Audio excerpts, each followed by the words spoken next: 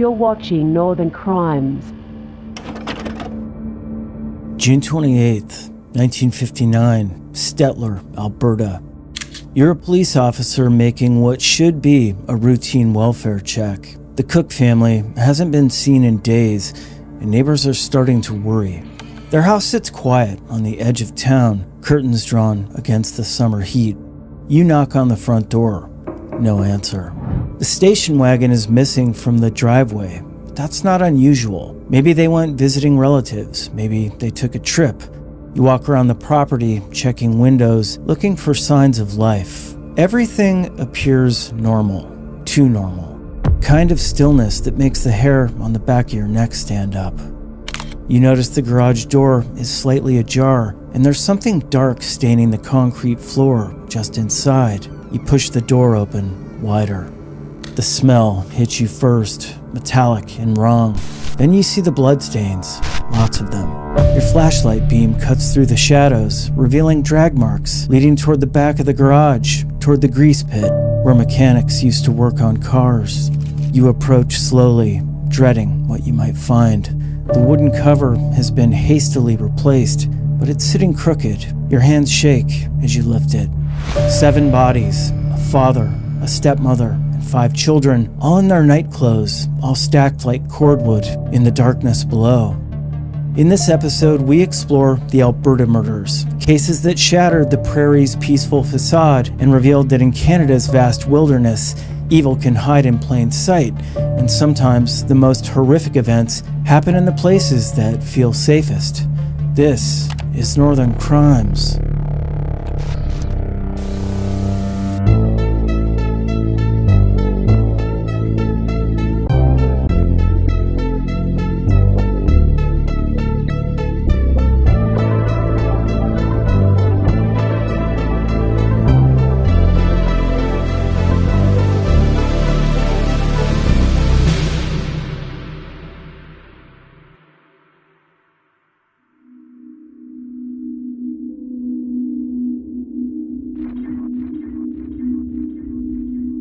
On June 28, 1959, the small prairie town of Stettler, Alberta, was rocked by the discovery of a crime so terrifying it left an enduring scar on the province's collective memory.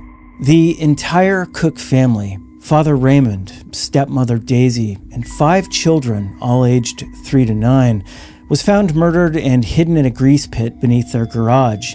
The adults had been shot, the children bludgeoned to death. All were killed in their night clothes, suggesting the attack came as they slept. The massacre stunned not only Stettler but the entire nation. Suspicion quickly fell on 21-year-old Robert Raymond Cook, the eldest son of Raymond and his first wife, who died a decade earlier. What followed was one of the most debated criminal cases in Canadian history, marked by troubling evidence, a dramatic escape, and a controversial execution that made Robert Cook the last man ever hanged in Alberta. Robert's descent began early. Born in 1937, he had his first run-in with the law at age 10 and was in and out of institutions throughout his youth. His mother died when he was 9. By 12, his father had remarried, this time to Daisy Mae Gasper, Robert's former elementary school teacher. The family moved from Hanna to Stettler, but Robert's problems only deepened. Between his first incarceration at 14 and his death at 23, Robert spent less than a year total outside prison. Released in early 1959, he returned to Stettler, claiming he wanted to reconnect with his family, but his behavior was erratic. Months earlier, while serving time for breaking and entering, he'd been struck in the head with a lead pipe, a blow that reportedly made him more volatile and quick-tempered. In late June, he was arrested in Edmonton after trying to trade in the family station wagon using his father's ID. Police found children's clothing, family documents, and household items in the vehicle. When questioned, Robert gave shifting explanations about his family's whereabouts, raising immediate suspicion. Alarmed, police visited the Cook residence in Stettler. There, they found bloodstains and signs of violence. A deeper search led to a horrifying discovery: the bodies of all 7 family members, stacked beneath the garage in the grease pit. Robert was taken into custody and charged, but curiously, only for the murder of his father. Prosecutors likely hoped a single conviction would secure the death penalty without the complication of trying all 7 counts. Before the trial, he was sent to Ponoka Mental Hospital for psychiatric evaluation. But just days after his arrival, on July 11, 1959, he escaped. His flight sparked one of the largest manhunts in Alberta's history. Police, military, and civilians scoured the countryside. He was eventually found hiding in a pigsty near Bashaw, 60 kilometers from Stettler, and returned to custody under heavy guard. The first trial began in Red Deer in December 1959. The Crown's case rested on circumstantial evidence, Robert's inconsistent statements, his use of his father's identity, and the items found in the station wagon. But there were no fingerprints, no eyewitnesses, no murder weapon. Still, the jury found him guilty. He won a retrial on appeal. The second trial, held in Edmonton in 1960, produced the same result. Despite raising doubts about the timeline and lack of physical proof, the defense couldn't sway the jury. Appeals to higher courts, including the Supreme Court of Canada, were all denied. To this day, Robert's guilt remains debated. Supporters of the verdict point to his evasive behavior and possession of family belongings. Others argue the case relied too heavily on inference. There was no direct link, no confession, no forensic evidence, no smoking gun. Robert maintained his innocence to the end. In a poem written on death row, he wrote, "I sit here in my death cell, I know not why, for the evidence proved me innocent, and that is no lie." Some also questioned his mental state. The documented head trauma from the prior year may have impacted his behavior, an issue poorly understood at the time and largely ignored in court. In November 1960, Robert Raymond Cook was hanged at Fort Saskatchewan Provincial Jail. His was the last execution in Alberta. The Cook family murders remain among the most haunting in the annals of Canadian crime. More than 60 years later, the debate over Robert Cook's guilt still lingers, a shadow over a prairie town that never fully healed.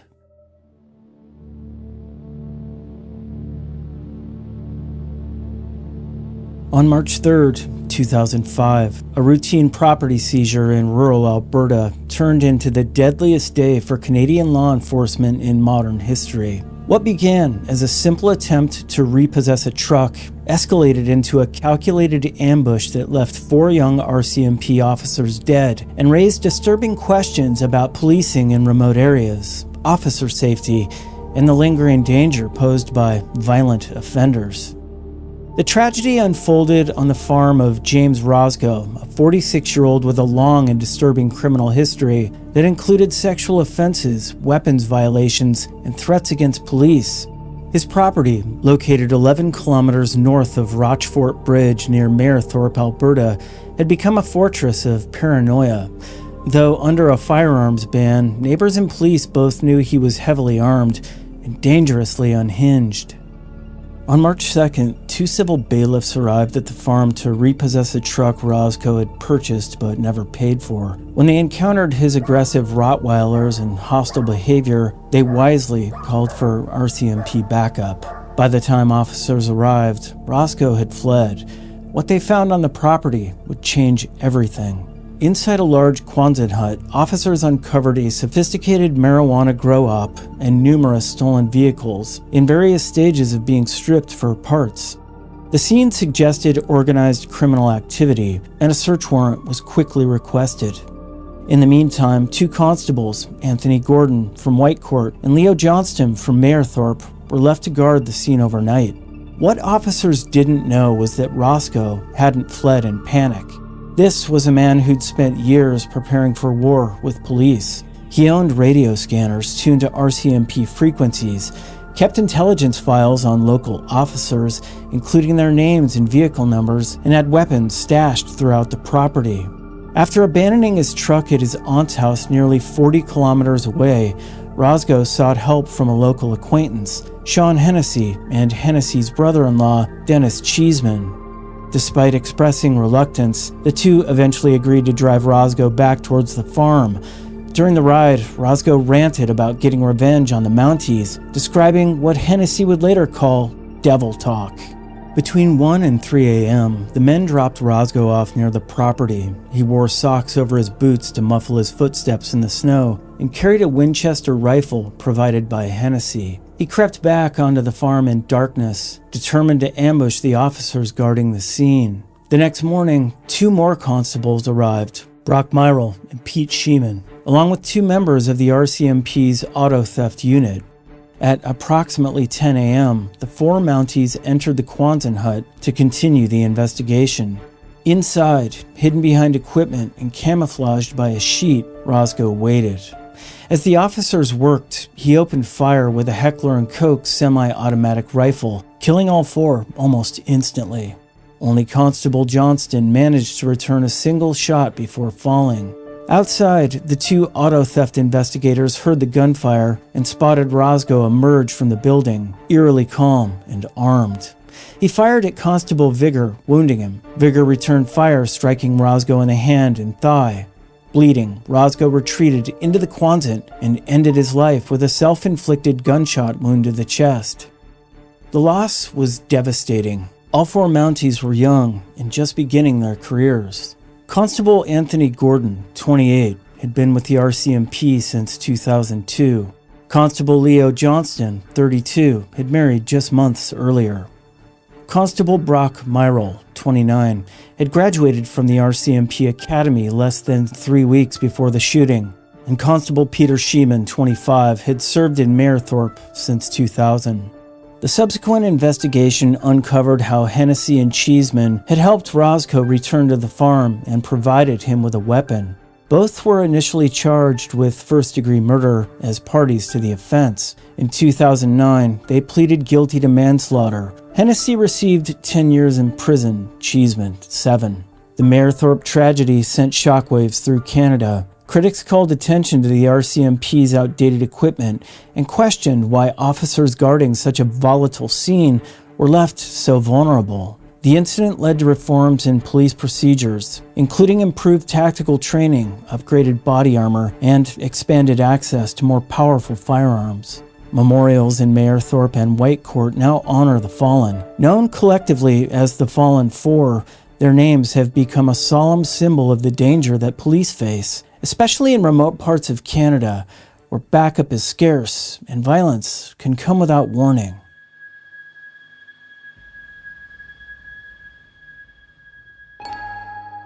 On April 12, 2011, Mark Twitchell was convicted of first-degree murder in an Edmonton courtroom, ending one of Canada's most disturbing and surreal criminal cases.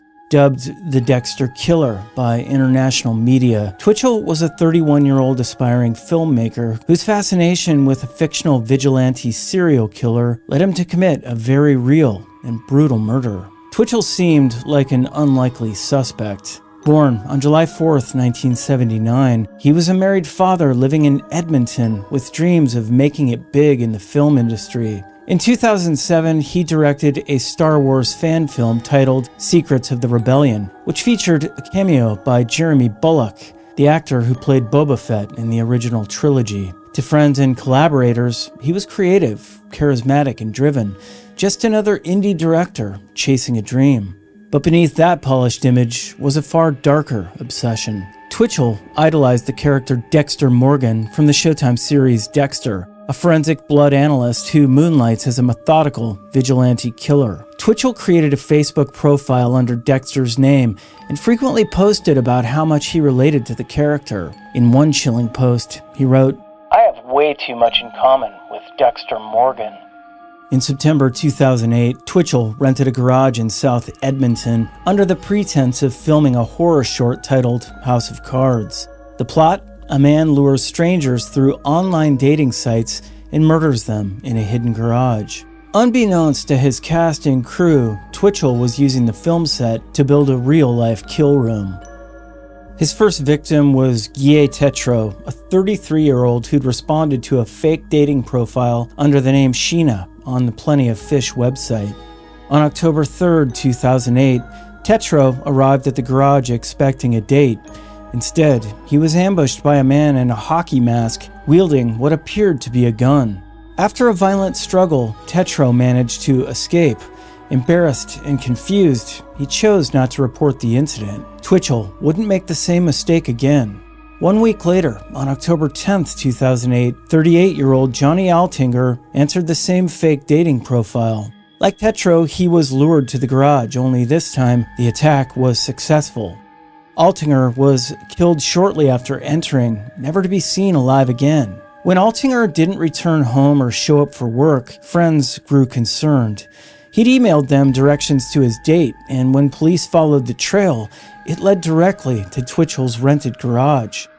Twitchell initially claimed the blood found on site was part of his movie set, but police weren't convinced. The investigation broke open with a discovery on Twitchell's laptop, a deleted document titled SK Confessions, with SK believed to stand for serial killer. The file read like a diary of murder. It detailed how the author created a kill room, lured a victim under false pretenses, murdered him, and attempted to dispose of the body. It even referenced the failed attack on Tetro. Twitchell insisted the document was fiction, just a screenplay, he claimed, inspired by his film project. But the parallels between the document, the Dexter series, and the real murder were undeniable. The plastic-wrapped room, the meticulous planning. Investigators even discovered that Twitchell had broken into Altinger's apartment after the murder to send messages claiming he'd gone to Costa Rica with a new girlfriend. He then attempted to incinerate the body, but ultimately dismembered it and dumped the remains in a sewer near his parents' home. At trial, Twitchell took the stand and claimed the killing was in self-defense, that Altinger had become enraged after discovering the date was a prank and attacked him. The jury rejected the story outright. After just 5 hours of deliberation, he was found guilty of first-degree murder and sentenced to life in prison with no chance of parole for 25 years. The case captivated the public and ignited a media frenzy. Headlines fixated on Twitchell's love of Dexter, raising questions about whether violent media can influence behavior or simply attract those already predisposed to act out fantasy. Many found the case uniquely disturbing because it blurred the line between script and confession, entertainment, and real-life horror. Over the next several years, he exchanged hundreds of letters with journalist Steve Lillibuen, continuing to distance himself from the Dexter persona, even as he included drawings of actor Michael C. Hall, who portrayed the character. Most chillingly, Twitchell was reportedly allowed to finish watching the Dexter series while in prison. In 2017, he was even permitted to join an inmate dating website, sparking outrage given how he'd used online dating platforms to hunt his victims. To this day, Mark Twitchell remains one of Canada's most notorious killers. His story is a chilling reminder of how obsession, when left unchecked, can spiral into violence, and how easily fantasy can become a blueprint for murder.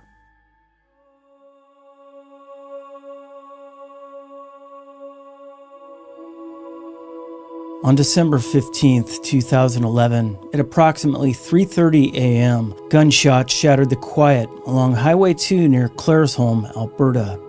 Minutes later, 4 young people were dead in what became one of Canada's most shocking murder-suicides, a violent ambush fueled by jealousy, control, and the refusal to let go.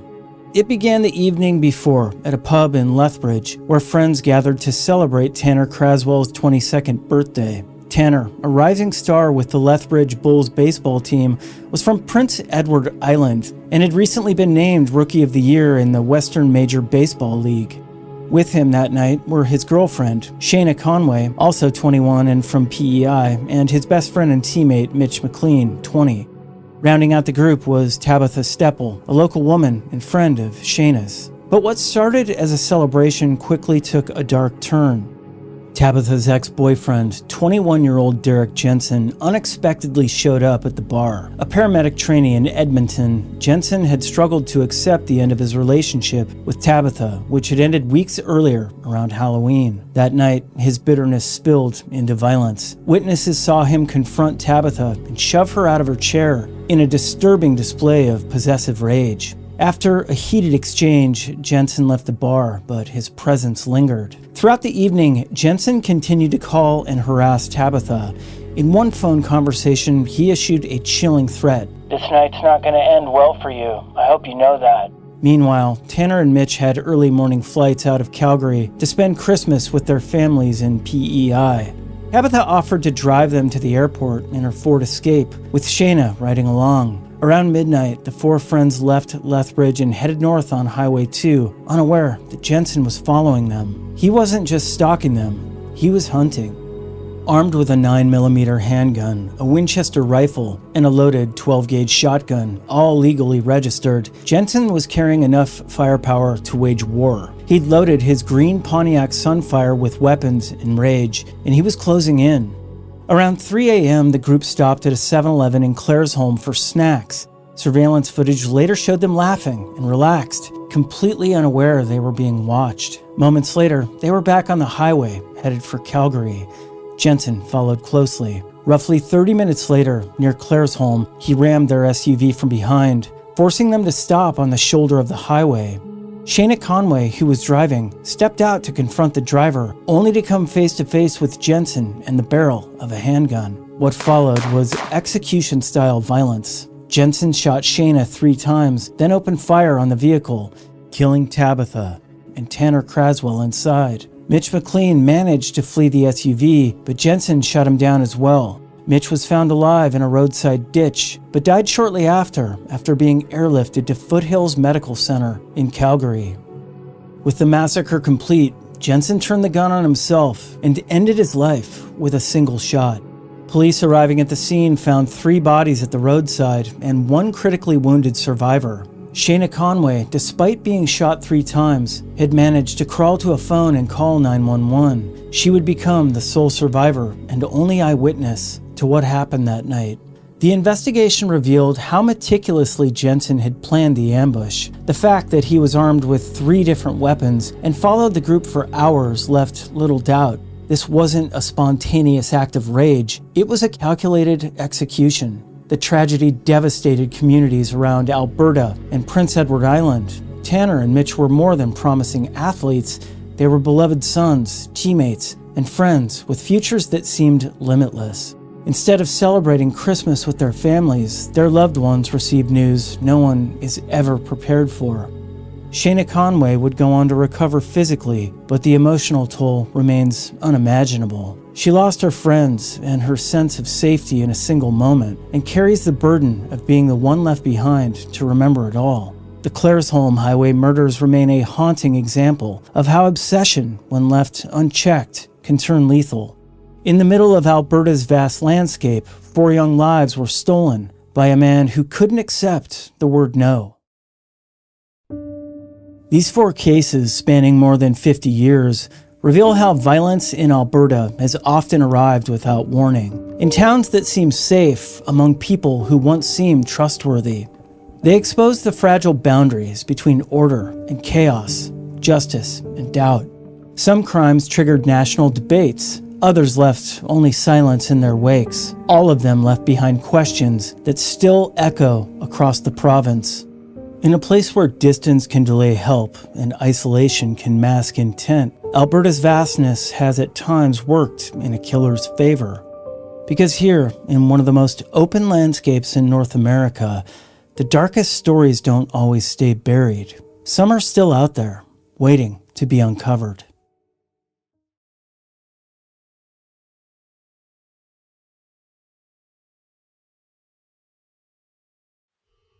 On a cold January evening in 1970, a 17-year-old girl walked alone across a hospital parking lot in Olympia, Washington.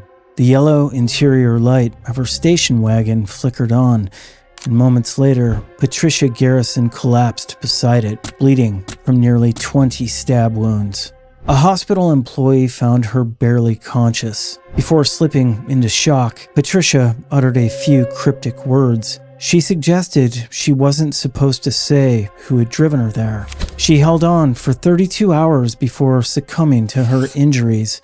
Her lungs had been punctured. One wound pierced her skull. On the front seat of her car lay a bloodied knife, believed to be the murder weapon, surrounded by smears that told only part of the story. This brutal attack stunned Olympia. but it wasn't an isolated event.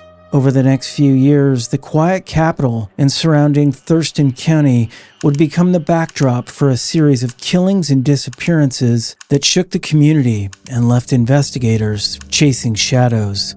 This is Northern Crimes.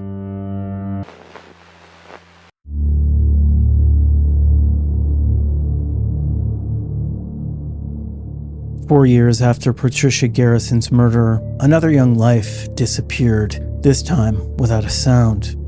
On May 25th, 1974, 14-year-old Brenda Joy Baker vanished while hitchhiking near Puyallup, Washington.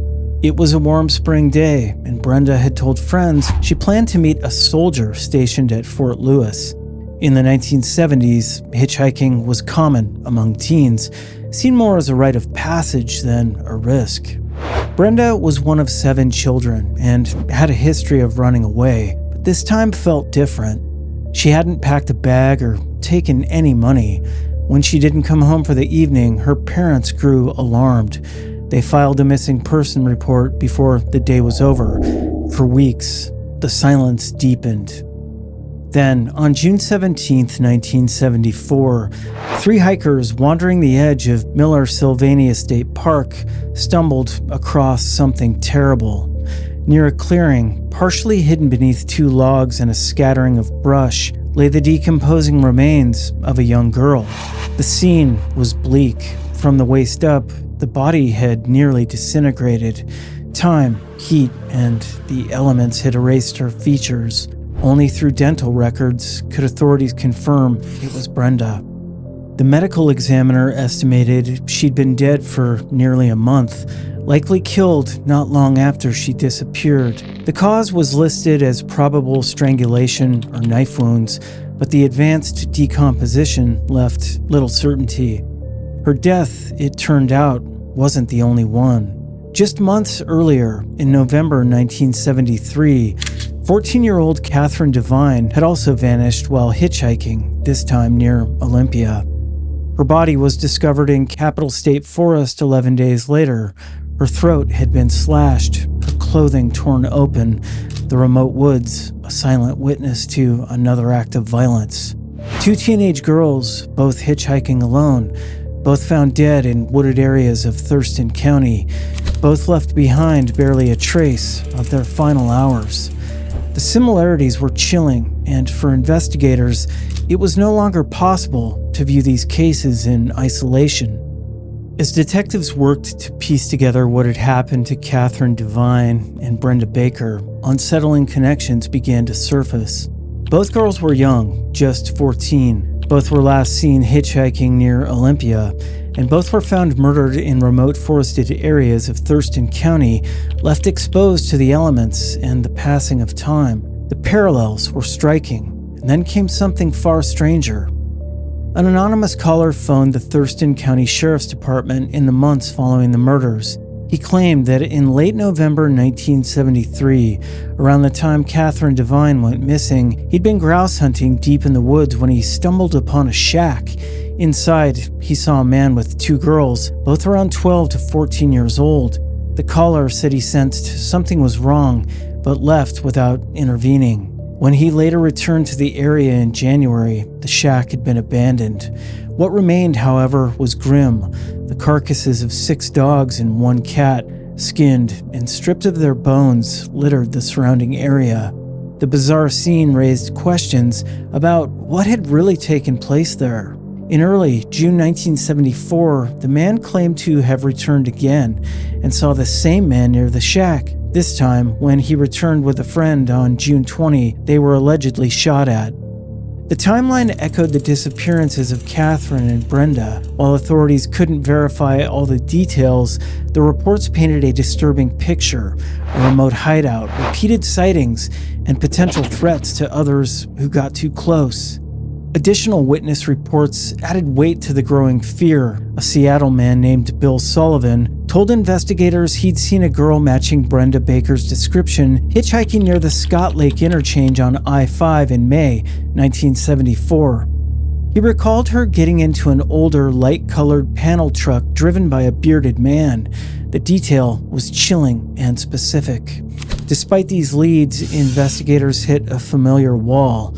Without hard evidence, no names, no vehicle plates, no physical proof, they couldn't identify a suspect.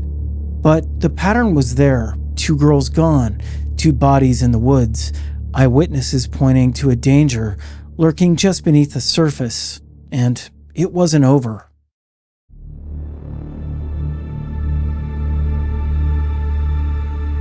As the investigations into Catherine Devine and Brenda Baker's murders dragged on, another name began to cast a long and chilling shadow across the Pacific Northwest: Ted Bundy. By the mid-1970s, Bundy had become one of North America's most feared serial killers. His trail of terror stretched along multiple states, including Washington, where he admitted to killing at least 11 women.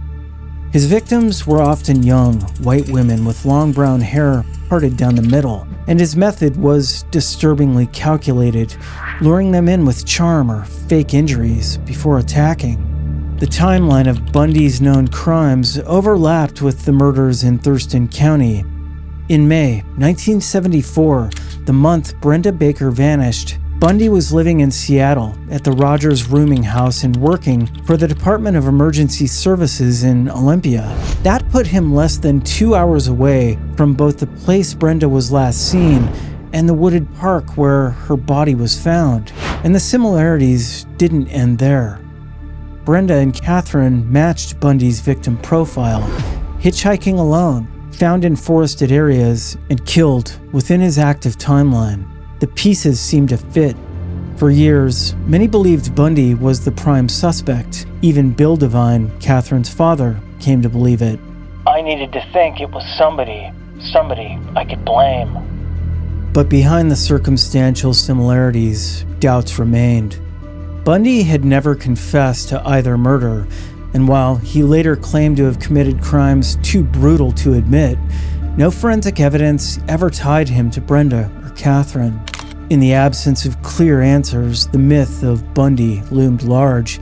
His name became a convenient placeholder, a dark figure to attach to the unknown.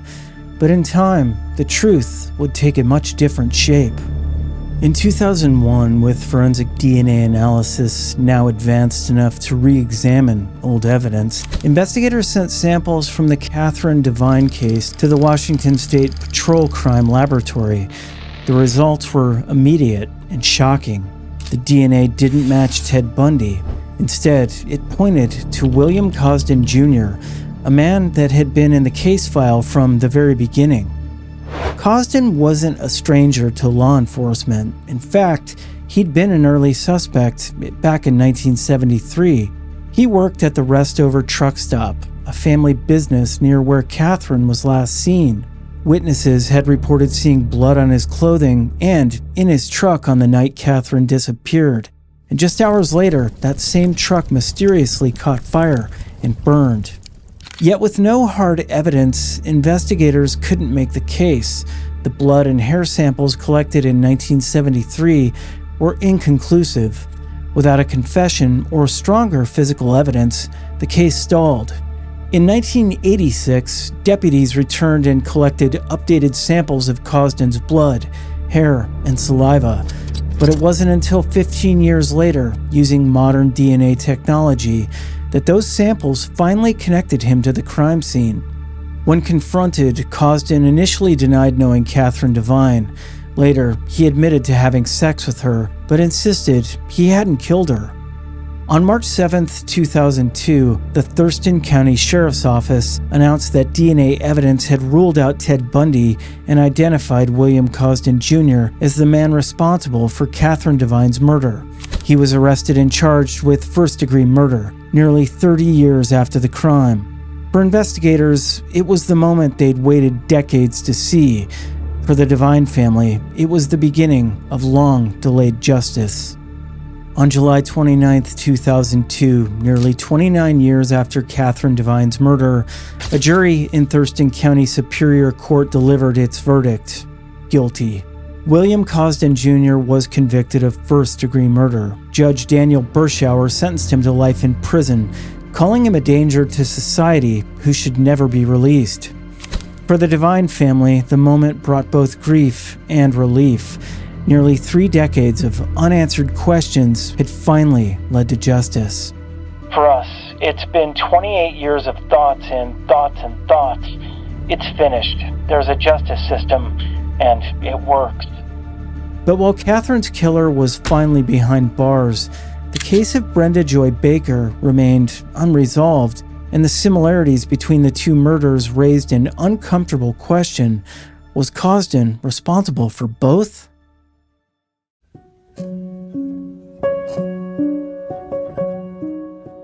Cosden's conviction offered long-awaited answers, but it also raised new and troubling questions. The similarities between Devine's case and that of Brenda Baker were hard to ignore. Both victims, teenage girls, both had last been seen hitchhiking alone, both were found dead in wooded areas of Thurston County, and both had connections to the Restover truck stop where Cosden had worked. It seemed more than a coincidence. Some investigators believed that Cosden, not Bundy, was responsible for Brenda's murder as well. The proximity of the crime scenes to Cosden's family businesses only deepened suspicions. But there was one problem: evidence. Brenda's body had been exposed to the elements for over a month before it was found. The advanced decomposition made it impossible to collect viable DNA. Unlike Catherine's case, there was no forensic trail, only circumstantial links and fading memories. Cosden was never charged in Brenda's case, and without new leads, her murder remained stuck in limbo, too cold to solve, too close to forget. Her parents never got answers. Her father died in 1979. Her mother passed away in 1989, just days before Ted Bundy was executed in Florida. Brenda's case became a symbol of how time and silence can erase even the strongest suspicions. In June 2024, the Thurston County Sheriff's Office launched a new cold case and missing persons unit. Led by Detective George Opplinger and Special Deputy Jim Lindsay, the two-person team is focused solely on solving the county's long-standing mysteries. The unit was made possible by a voter-approved public safety tax, giving investigators the resources to re-examine long-forgotten evidence. As of 2024, there are 30 active missing persons cases in Thurston County. 8 sets of unidentified remains found between 1981 and 2018 still await names. One of those cases is Patricia Garrison, murdered in 1970, her killer still unknown. But with new forensic tools, especially genetic genealogy, there's renewed hope that some answers may finally emerge. The murders that shook Olympia in the 1970s left more than grief in their wake. They reshaped a community. What had once felt like a quiet, safe corner of the Pacific Northwest was now a place where parents locked their doors earlier, where young women thought twice before hitchhiking, and where the woods, so familiar and serene, suddenly felt darker.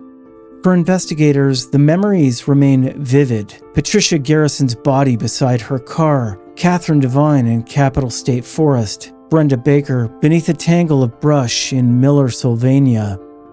William Cosden's conviction brought justice for one family, but it left others with questions that still haven't been answered. Was Cosden hiding more than one victim? What really happened to Brenda Joy Baker? And who stabbed Patricia Garrison on that cold January night? These cases stand as unresolved chapters, lives cut short, families left waiting, and communities left marked by unanswered questions. But they also reflect something else: the persistence of those who refuse to forget, the power of forensic science, and the belief that even in the darkest shadows, truth can still emerge. In Olympia and across the country, cold cases grow colder every year, but they're never truly forgotten, and sometimes, even decades later, justice has a way of catching up.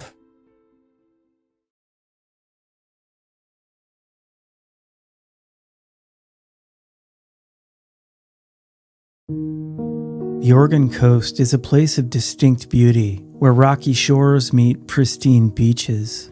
In the summer, it's a haven, drawing Oregonians seeking refuge from the inland heat. But when autumn arrives, the coast transforms. Massive waves crash onto the shores, thick fog cloaks the landscape, and torrents of rain lash the coast. This wild and untamed place hides dark secrets, veiled within the mysterious fog. And on a cold January night in 1995, two teenage girls, Jennifer Essen and Karen Leese, left a friend's house after a night of watching movies. They decided to walk home along Highway 101, the coastal road that threads its way through this magnificent yet treacherous landscape. But they never made it. Their bodies were found weeks later, covered with brush, in a secluded wooded area near Moolac Beach. They'd been strangled. Unfortunately, this was not an isolated incident. For nearly 3 decades, the Oregon coast has been haunted by a series of eerily similar unsolved murders, leaving families and investigators searching for answers. This is Northern Crimes.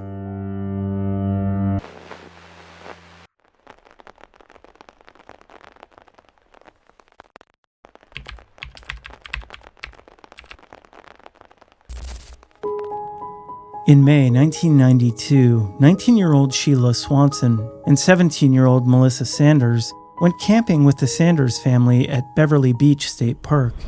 Restless and seeking change, they decided to head back to Sweet Home, Oregon. They were last seen around 11 p.m. using a payphone near the campground, trying to contact someone for a ride. When the girls didn't return, their families grew worried and contacted the authorities. Initial search efforts focused on the campground and surrounding areas, but there was no trace of Sheila or Melissa. Flyers were distributed, and pleas for information were made through local media, but the case quickly grew cold as no leads surfaced. 5 months later, on October 13, 1992, 2 sets of skeletal remains were discovered near Highway 20, east of Newport. Loggers working in the isolated, wooded area stumbled upon the remains and immediately notified the authorities. The remains were identified as Sheila and Melissa. The medical examiner couldn't determine the exact cause of death, but confirmed they had met with foul play. The discovery of their bodies brought attention to a series of unsolved mysteries along the Oregon coast. Despite the grim finding, the investigation faced significant challenges. The remote location and the time elapsed since their disappearance meant that crucial evidence had likely been lost. Detectives interviewed friends, family, and anyone who'd been in the area during the time of the girls' disappearance, but no solid suspects emerged. One point of interest was the payphone the girls had used. Investigators tried to trace the calls made from the phone, hoping to uncover who the girls had contacted or if anyone had responded to their call for a ride. Unfortunately, the records were inconclusive, providing no clear direction for the investigation. As weeks turned into months, the lack of witnesses and physical evidence caused the case to go cold. The community was left in shock and fear as the idea of a possible killer lurking in their midst began to take hold. Unfortunately, this wasn't the first time something like this had happened in the Newport area.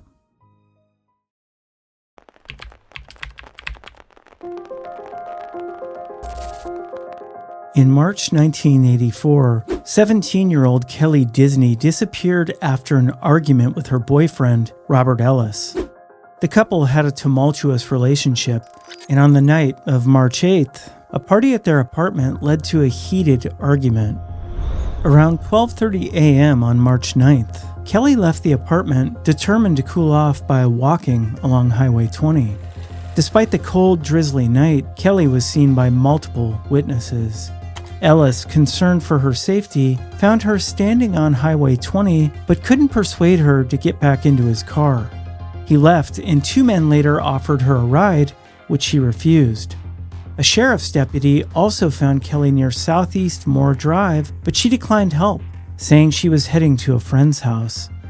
This was the last confirmed sighting of Kelly Disney. In the days following her disappearance, Kelly's family and friends organized frantic searches. The authorities, initially treating her as a runaway, conducted their own investigations but found no trace of her. Unfortunately, the case quickly became mired in confusion and miscommunication between the Newport Police Department and the Lincoln County Sheriff's Office. 10 years later, on July 25, 1994, a man walked into the Newport Police Department carrying a skull he'd found near the Big Creek Reservoir. The skull was wrapped in carpet, and dental records confirmed it belonged to Kelly Disney. The discovery reignited the investigation, bringing both hope and despair to Kelly's family. While they finally had confirmation of her death, the circumstances remained a mystery. Investigators focused on Robert Ellis, Kelly's boyfriend, due to their volatile relationship. Despite extensive questioning and scrutiny, no conclusive evidence linked Ellis to the crime. Additionally, the unusual circumstances of the skull's discovery, placed in a location known for parties a decade after her disappearance, added to the perplexity. Witnesses who'd been in the area shortly before the skull was found denied seeing it, suggesting it had been placed there deliberately. The renewed investigation also explored other potential suspects and scenarios. The forensic examination of the skull revealed head injuries, but the cause of death remained undetermined. Despite these efforts, the case of Kelly Disney went cold once again, leaving her family and the community in limbo.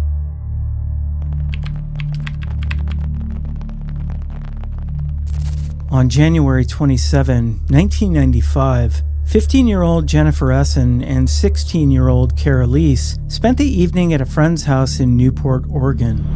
After a night of movies and fun, they decided to walk home along Highway 101 around 1 a.m. instead of calling Jennifer's older brother for a ride. The following morning, their families reported them missing, and a frantic search began. Despite the efforts of volunteers and police, no immediate clues were found. Weeks later, on February 13, 1995, loggers working near Moolock Beach discovered their bodies covered with brush. Both girls had been strangled. The community was devastated. The brutal murders of two young girls shocked everyone. Vigils were held, and the families pleaded for information. Detectives interviewed friends, family, and anyone who'd seen the girls that night. Crime scene photos revealed one of the first clues: a girl's shoe found near the bodies. The investigators considered the possibility of a serial killer, given the similarities to the other unsolved cases in the area. The manner of their deaths and the locations where their bodies were found resembled the 1992 murders of Sheila Swanson and Melissa Sanders. However, despite their efforts, no solid leads or suspects emerged.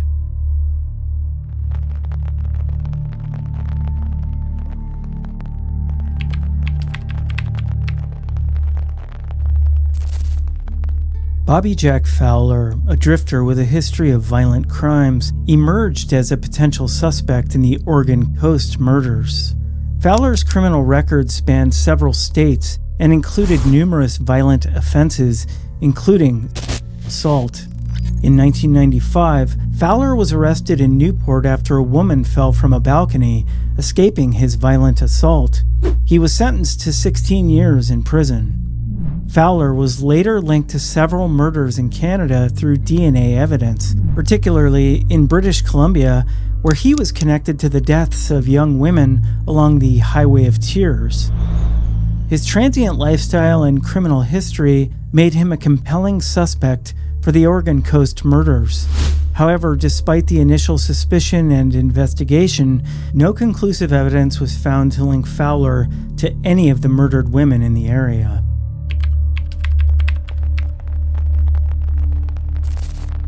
John Arthur Ackroyd, a state highway worker, was another significant suspect, particularly in the cases of Sheila Swanson and Melissa Sanders. Ackroyd had a dark and violent history, including the 1978 murder of Kay Turner near Camp Sherman, Oregon. Ackroyd was also the prime suspect in the disappearance of his stepdaughter, Rashonda Pickle, whose body was never found. Aykroyd's connection to Highway 20, where Sheila Swanson and Melissa Sanders were last seen and later found, was particularly troubling. He lived and worked along this route, and his familiarity with the area gave him ample opportunity to commit such crimes. Witnesses reported seeing Aykroyd in a suspicious state shortly after the girls disappeared, adding to the circumstantial evidence against him. Despite these suspicions, Aykroyd was never charged with the murders before his death in prison in 2016.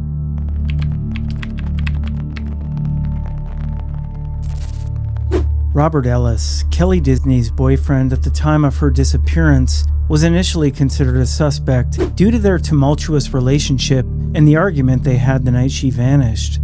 Ellis was one of the last people to see Kelly alive, and his refusal to cooperate with investigators raised suspicion. However, despite extensive questioning and scrutiny, no conclusive evidence ever linked Ellis to Kelly's murder. His behavior and the circumstances of their relationship made him a person of interest, but he was never formally charged.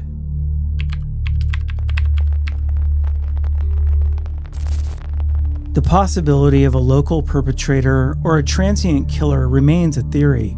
The remote locations where the bodies were found suggest someone with knowledge of the area could be involved. The lack of witnesses and physical evidence has made it challenging to identify a clear suspect. Over the years, various tips and leads have been investigated, but none have led to a definitive conclusion. Some speculate that the murders could be the work of multiple individuals rather than a single serial killer. The similarities in the cases, young girls walking alone or in pairs, disappearing along coastal highways, and their bodies being found in secluded, wooded areas, point to a possible connection. However, without concrete evidence, these remain theories.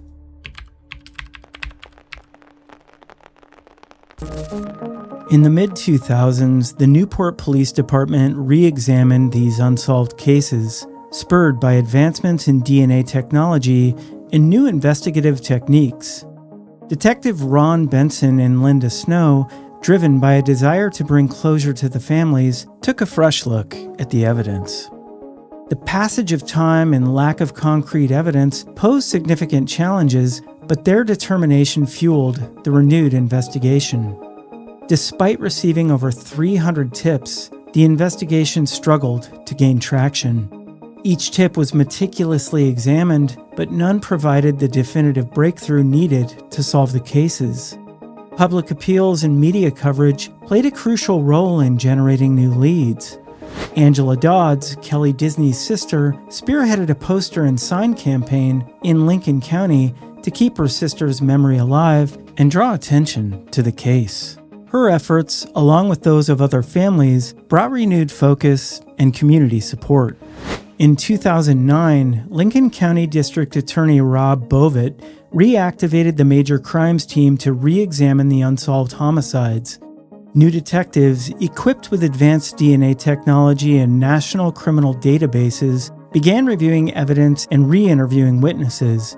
Bovitt emphasized the importance of modern forensic methods and the potential for DNA evidence to uncover new leads. The collaboration between detectives like Ron Benson and Linda Snow and the unwavering determination of the victims' families underscores the ongoing pursuit of justice for these unsolved murders. While the cases of Sheila Swanson, Melissa Sanders, Kelly Disney, Jennifer Essen, and Kara Lees remain unresolved, the continued investigation and public involvement provide hope. The memory of these young lives, lost too soon, serves as a reminder of the importance of persistence and community support in seeking justice. The dark secrets of the Oregon coast may one day be brought to light, offering closure to the grieving families and the community.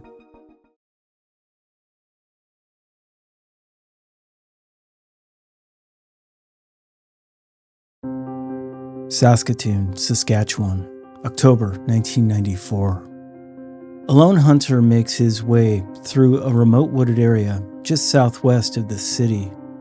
He's walked this land many times before, but today, something stops him in his tracks. Amid the fallen leaves and undergrowth, something pale stands out against the earth. It's a human skull, partially exposed. What began as a routine hunting trip quickly became a crime scene. Authorities arrived, and within days, they uncovered more remains.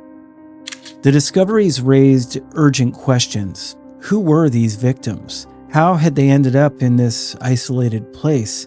And most chilling of all, how long had their killer been lurking in the shadows? Little did the investigators know they were about to unearth one of the darkest chapters in Saskatchewan's history. This is Northern Crimes.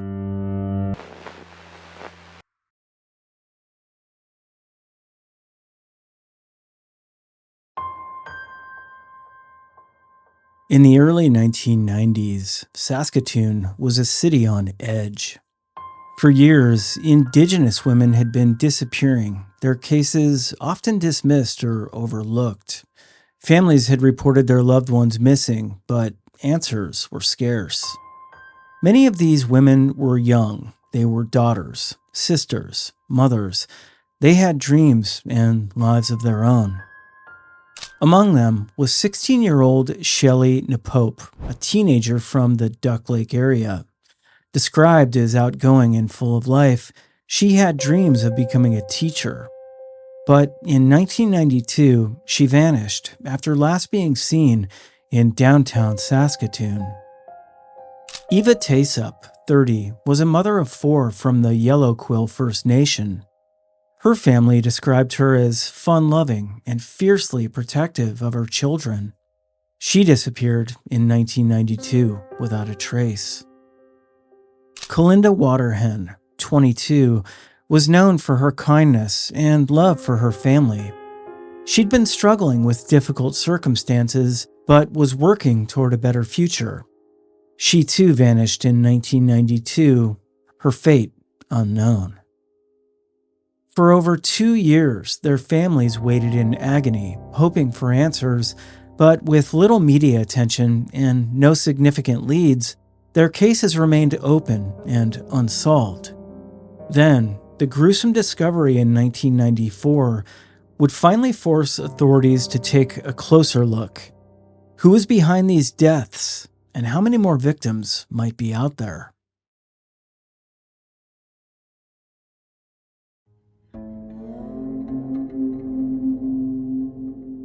When forensic anthropologists examined the remains found in the wooded area, they confirmed the worst fears of the families who'd been searching for their missing loved ones.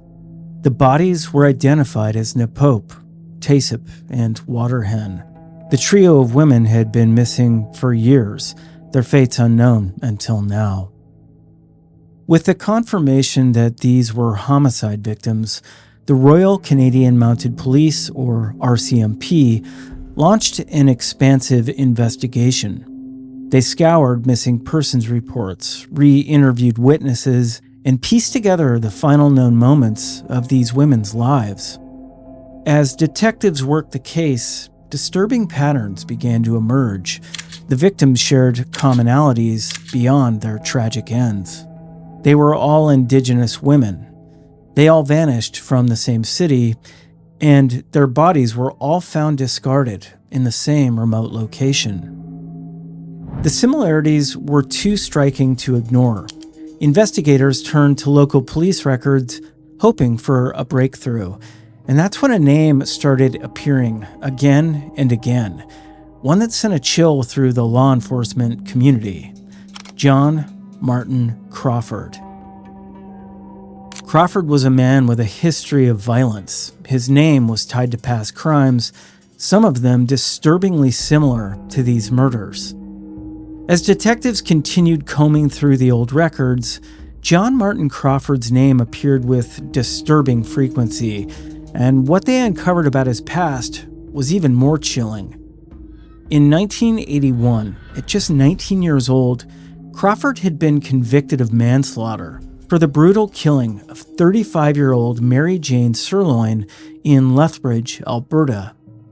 Her body had been found mutilated, bearing bite marks that matched Crawford's teeth. Originally charged with first-degree murder, he took a plea deal and was sentenced to 10 years in prison, but served only 7 before being released in 1989. Authorities now suspected that Crawford had resumed his crimes almost immediately after his release. The timeline of his movements aligned perfectly with the disappearances of Napope, Taisip, and Waterhen. But they needed more than suspicion. They needed undeniable proof.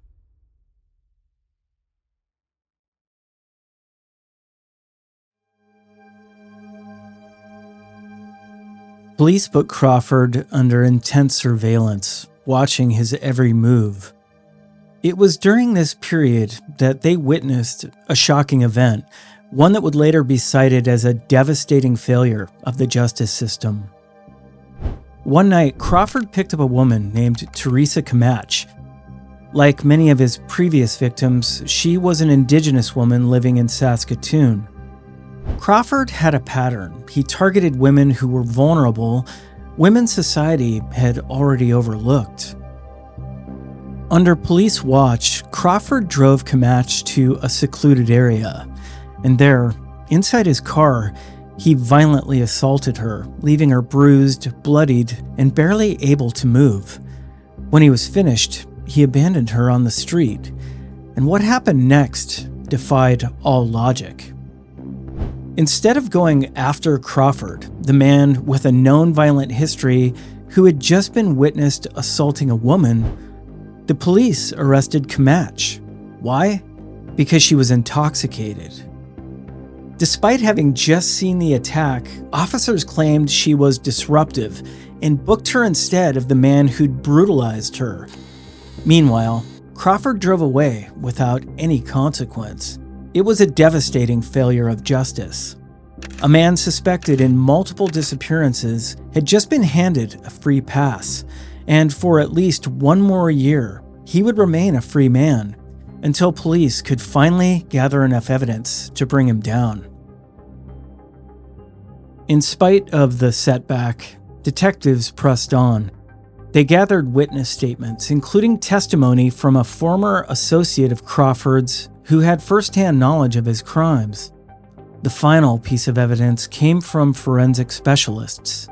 DNA and other physical evidence tied Crawford to the murders. There was no doubt he was responsible. In January 1995, police arrested Crawford and charged him with 3 counts of first-degree murder.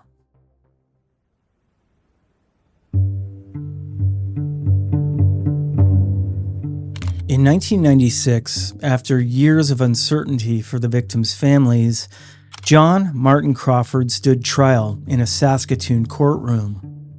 It was a case that many believed should have come to light sooner, but now, at last, the full scope of his crimes would finally be revealed.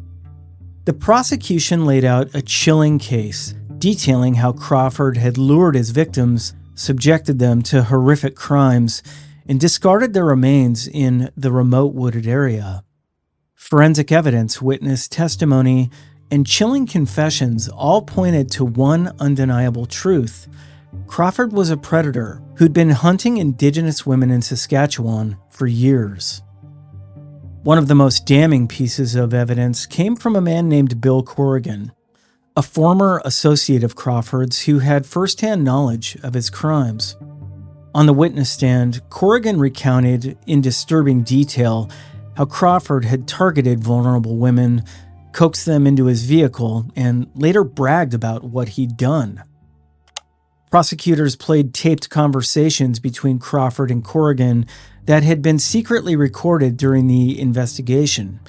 On these tapes, Crawford was heard speaking with casual indifference about the crimes, showing no remorse for the women he'd killed. I remember thinking, she's only worth $50. He was recorded saying about one of his victims. When he took another woman's life, he reportedly thought, Fuck, here goes another one. The courtroom fell silent as the full extent of Crawford's depravity became clear.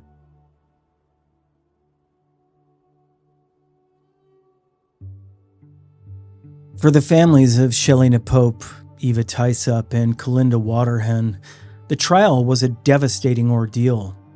They'd spent years searching for answers, only to discover their daughters, sisters, and mothers had suffered unthinkable violence at the hands of a man who saw them as disposable. At several points during the trial, family members left the courtroom in tears as the details of their loved ones' final moments were recounted. The emotional weight of the proceedings was unbearable. Still, they remained determined to see justice served. The defense, meanwhile, offered little argument in Crawford's favor. His lawyers didn't bother to present a case for his innocence, nor did they attempt to refute the overwhelming evidence against him. Instead, they attempted to paint Crawford as mentally unstable, suggesting that his years of substance abuse and a difficult upbringing had shaped him into what he'd become. But the jury wasn't swayed by these excuses. After weeks of testimony and forensic evidence, the case went to deliberate, and it didn't take long. On the day of the verdict, the courtroom was filled with families, journalists, and Indigenous activists who'd long fought for justice for missing and murdered Indigenous women. At last, the decision was read. Guilty. Guilty. Guilty. Guilty. Guilty. Guilty. Crawford was convicted of 1 count of first-degree murder and 2 counts of second-degree murder. The judge, in delivering his sentencing, didn't hold back. He described Crawford as a remorseless predator who'd targeted these women he believed no one would miss. These young women had lives. They had families. They had dreams. You took that away from them without a second thought. Crawford was sentenced to 3 concurrent life sentences with no chance of parole for 25 years. Yet, even in the face of overwhelming evidence, Crawford showed no remorse. When the verdict was read, he sat motionless, his expression blank, offering no reaction to the reality that he would spend the rest of his life behind bars. But for the victims' families, justice felt incomplete. They'd fought for years to have their loved ones' disappearances taken seriously. They'd been ignored, dismissed, and even blamed. Now, as Crawford was led out of the courtroom in shackles, they were left to wonder, how many more women had suffered the same fate, forgotten, dismissed, erased, before their bodies were ever found? The Saskatchewan murders are more than just a horrifying true crime case. They reflect a broader issue that continues to this day. The women who fell victim to John Martin Crawford were not nameless or forgotten by their families. They were loved, they had hopes and dreams, but they were preyed upon by a man who saw them as disposable. Crawford was caught and convicted, and in 2020, he died in prison. But many still ask, how many more women suffered the same fate, never to be found? And how many other cases like this have been overlooked simply because the victims were Indigenous? The Saskatchewan murders serve as a haunting reminder that justice is not always blind, and that for some, it comes far too late. But the bigger question remains. How many more predators like John Martin Crawford have gone unnoticed, simply because their victims were women that society ignored?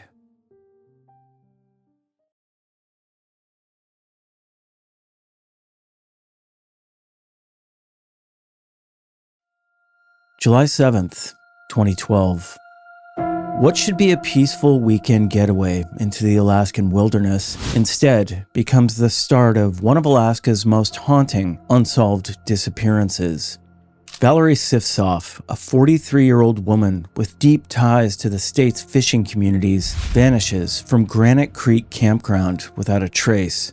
What follows is an agonizing search that stretches across months in a mystery that still lingers more than a decade later. What happens after midnight that night when Valerie walks away from her campsite? Is it the forest, the water, or something else entirely? I've spent many nights in those same woods. I've walked the game trails, swam in the glacier-fed creek, and I've seen things out there that I still can't explain. This is the true story of Valerie Sifsof, one of Alaska's most haunting disappearances, and this is Northern Crimes.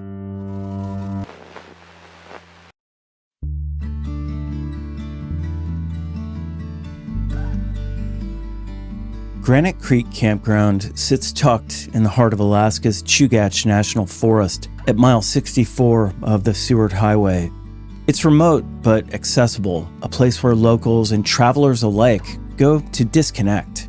Towering spruce and hemlock trees surround the campground, and the sound of birds, rushing water, and mountain wind fills the air, drowning out the rest of the world. For Valerie Sifsof, this setting was more than a retreat. It was a return to something familiar. Born in November 1968, Valerie had deep roots in Alaska. Her family was part of the fishing culture that shaped life around Bristol Bay. Her father, Victor, was a longtime fisherman, and their boat, the Valtrina, was named in part after her. Valerie grew up immersed in the rhythms of the sea and the seasons. She spent summers working on boats and at Ekuk Beach, helping her family with their fishing business. She even served as a page in the Alaska legislature and took art classes that reflected her creative spirit and cultural heritage. By 2012, Valerie had returned to Anchorage after spending time in Seattle. She was living with her longtime boyfriend and navigating a period of personal change. Friends and family described her as vibrant, affectionate, and caring. She enjoyed browsing bookstores, spending time with younger relatives, and staying connected to her community. That July weekend, Valerie and her boyfriend planned a simple trip, just a quiet weekend of camping near the water. Granite Creek was the perfect spot, close to Anchorage, but far enough into the wilderness to feel like an escape. So, I've made this drive many times. The highway curves along Turnagain Arm, winds through the mountains, and skirts steep drop-offs. Civilization fades quickly. It's beautiful, yes, but the deeper you go, the easier it is to forget just how far out there you are. In fact, on a recent camping trip of my own to Granite Creek, I decided to explore further than usual, beyond the campsites, deeper into the forest. I followed faint game trails, and I stumbled onto something very strange. A crude survival shelter tucked far away from any trail. Built from logs and debris, it was clearly human-made, but abandoned. It felt unsettling, like something that wasn't meant to be found. And standing there alone in the silence, I was reminded that these forests are vast and wild, and that anything can happen out here.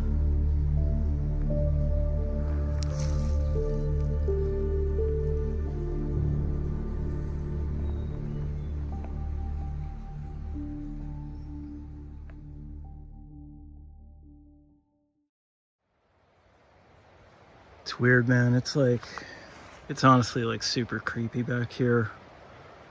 I mean, in addition to this being absolute total bear country,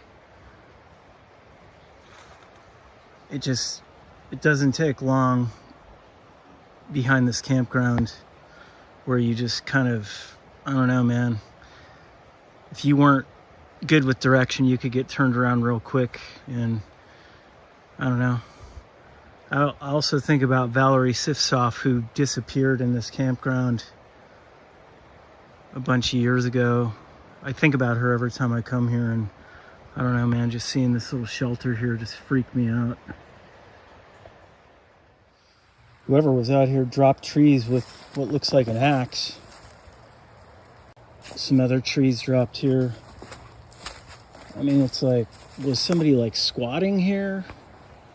Or like, did somebody build this for fun? I mean, this is like a pretty serious shelter. Like, these are, I mean, this is like a real shelter, like a real wilderness shelter. And they're right by a water source. And it's honestly totally hidden from the campground. It's probably 150 yards back in the woods, which 150 yards is actually, you know, It's quite a distance, really. Let's look through here a little bit more. A little bit of a trail.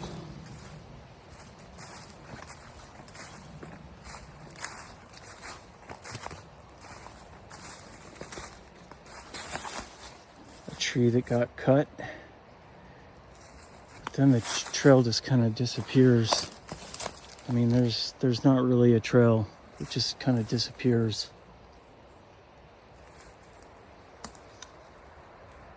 I'm gonna go walk over to this creek and see what I can see.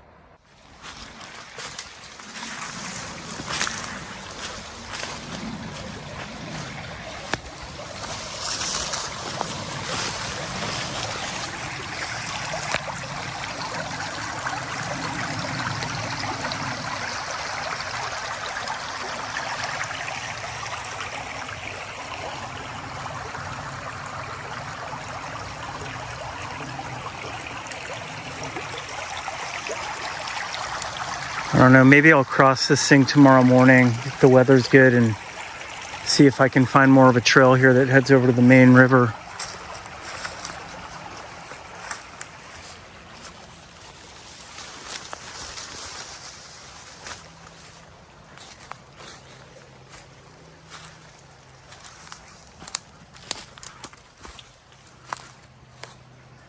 I'm gonna get in this thing and see if there's anything in there.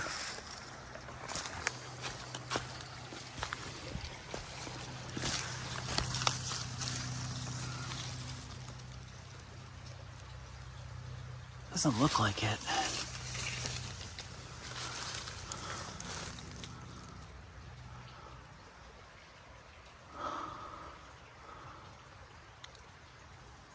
This is creepy, man. Well, I'm not gonna hang out here too much longer. All right, back to the campground. If I can find it.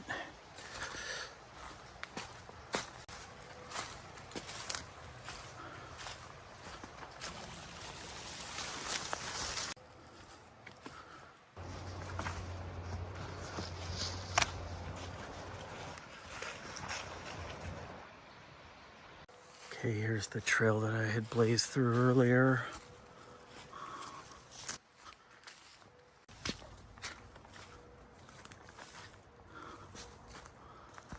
Okay, there's my campsite.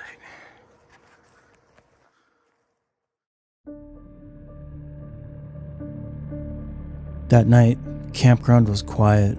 As I sat by the fire, I couldn't stop thinking about Valerie, or creepy shelter I'd stumbled on earlier. I tried to clear my mind. I set up my tent. I listened to some podcasts, but every noise I heard made me think something was out there. Finally, around 2 a.m, I settled in and tried to get some sleep. Back in 2012, Valerie was camped out not far from where I was. Like me, she was just trying to enjoy a weekend away. According to her boyfriend, they'd settled in for the night, but sometime around midnight, everything changed.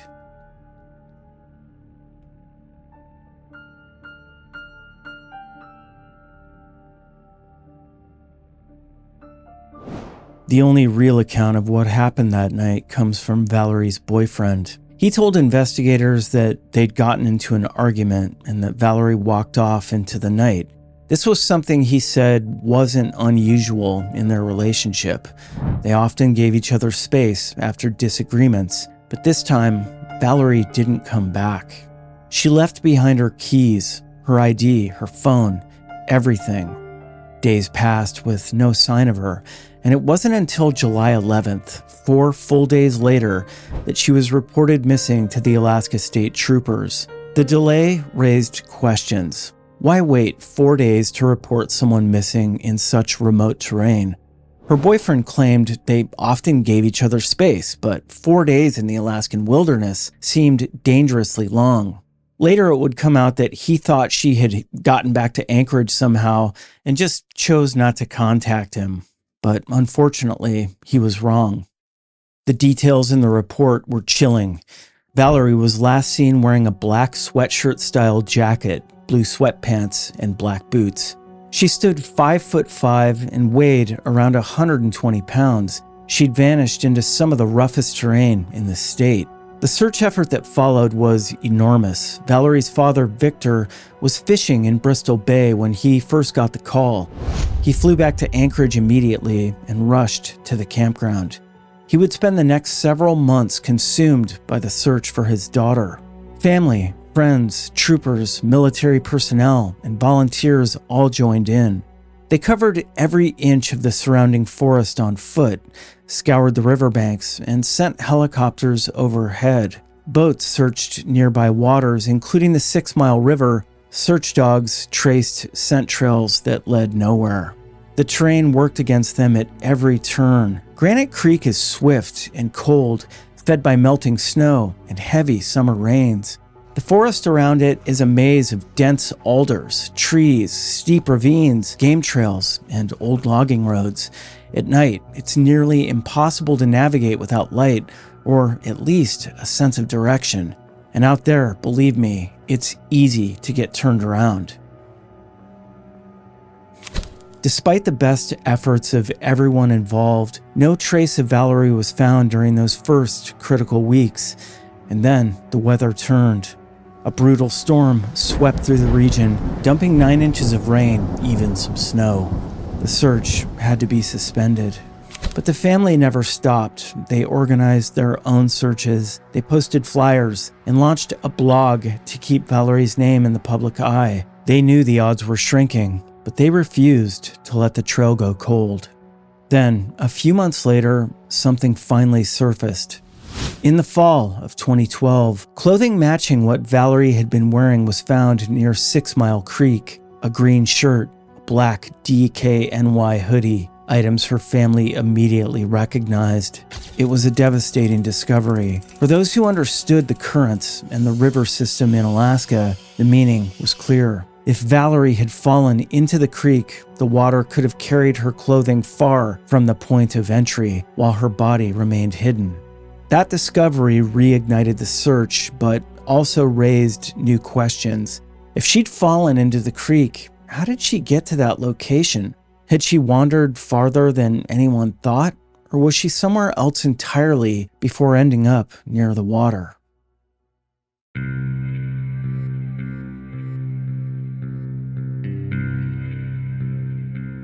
As time went on, the mystery of what happened to Valerie only grew. The clothing was the only real evidence ever recovered.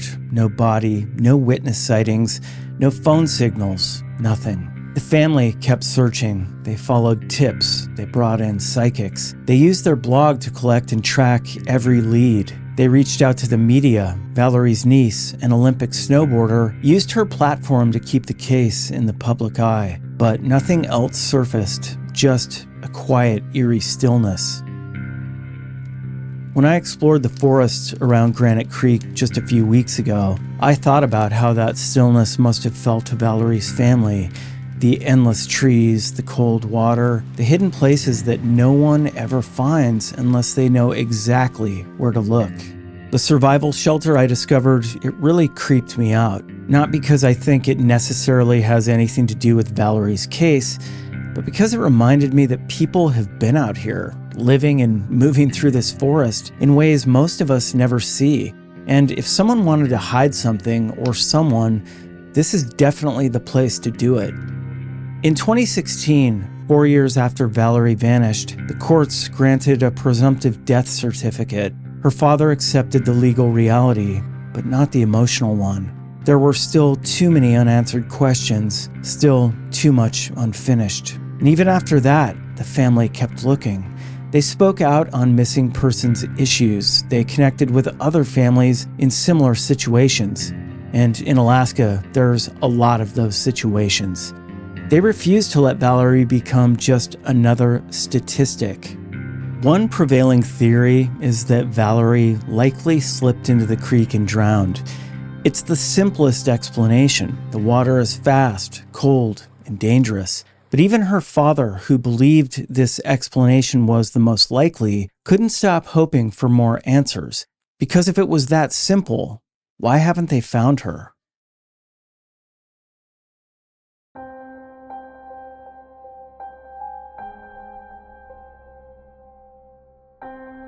More than a decade has passed since Valerie Sifsoff vanished. The campground remains open. Families still visit. Campfires still crackle. But for those who know what happened here, the place feels different. It certainly does for me. Valerie's story lives on in flyers, in blog posts, and in the memories of those who loved her. Her father must think of her every day. Her family still drives that highway, scanning the trees, wondering if maybe, just maybe, something will finally appear. The Valerie they remember was joyful and bright. She loved art, family gatherings, and the deep traditions of her culture. She had plans, hopes, people who loved her. Her family has shared those memories so that she's not defined by her disappearance, but by the life she lived before it. Alaska has one of the highest rates of missing persons in the U.S. Its landscape is breathtaking, but it's also brutal, remote, unforgiving. And for those trying to find answers, it often feels like the land itself is working against them. Even now, her case remains open. Alaska State Troopers still welcome tips. The family still offers a reward for any information that might lead to answers. They're not seeking revenge, they just want to know what happened. A few weeks ago, when I stood again by the creek, listening to the endless flow of water, I thought about how quickly someone could vanish here.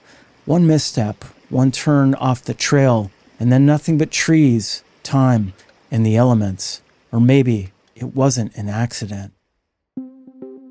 That question, the one that no one can answer, is what makes this case so haunting. Valerie didn't plan to vanish. She had people to see, things to do, a life she was still building. She deserved more than to disappear without a trace. Somewhere out there, the final piece of her story is waiting. And until it's found, her family is going to keep searching. Her story will keep echoing through the forest, and her name won't be forgotten. If you have any information about the disappearance of Valerie Sifsoff, please contact Alaska State Troopers at 907-262-4453 or the Alaska Bureau of Investigation Missing Persons Clearinghouse at 907-269-5038. Reference incident number AK122-19013. This video was for Valerie and for every family still waiting.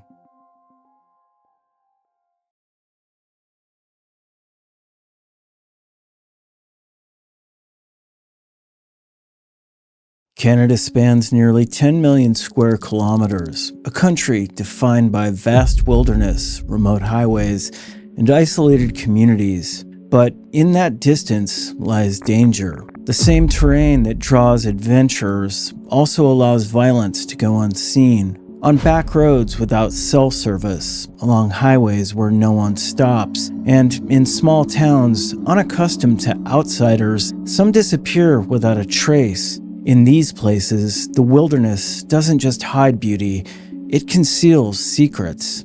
From coast to coast, bodies have turned up in shallow graves, lakes, and dense forests. Evidence fades, leads stall, and in many cases, the killers are never found. In this episode, we investigate 6 unsolved cases, ordinary lives disrupted by extraordinary violence, spanning 5 decades and reaching from British Columbia to Quebec. These stories remain cold, but they're not forgotten. This is Northern Crimes.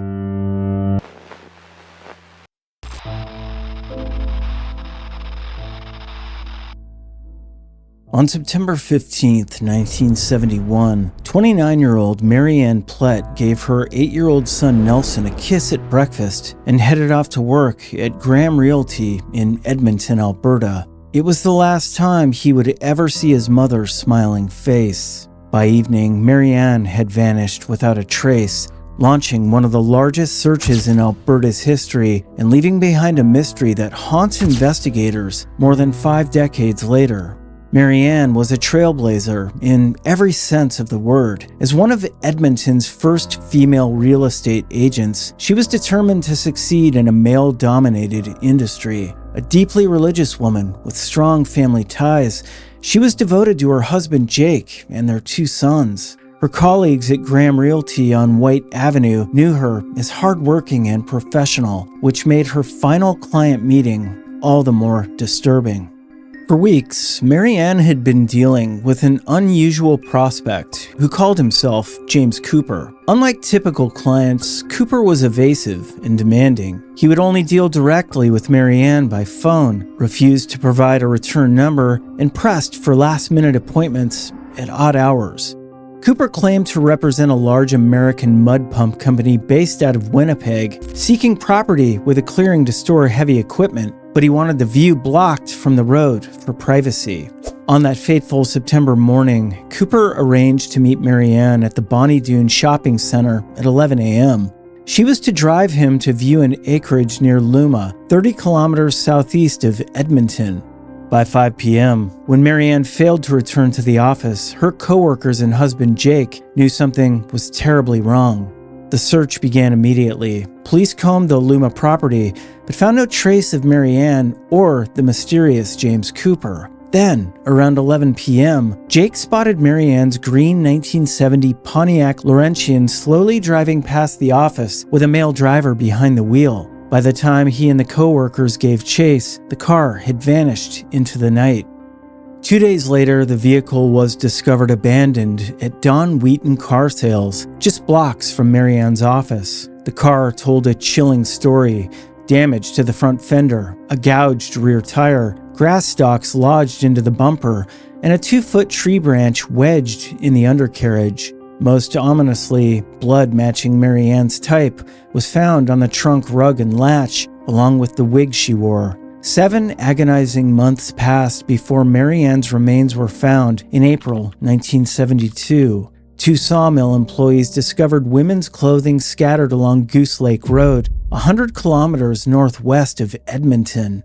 A search revealed a watch given to Mary Ann by her mother, along with the top portion of a human skull and part of a femur, identified through dental records as Mary Ann Plett. The cause of death remains unknown.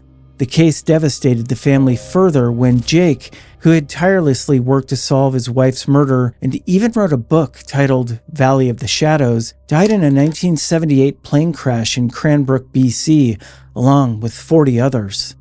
Today, Nelson Platt honors his father's memory, promising to forgive his mother's killer if he's ever found, just as Jake had vowed to do.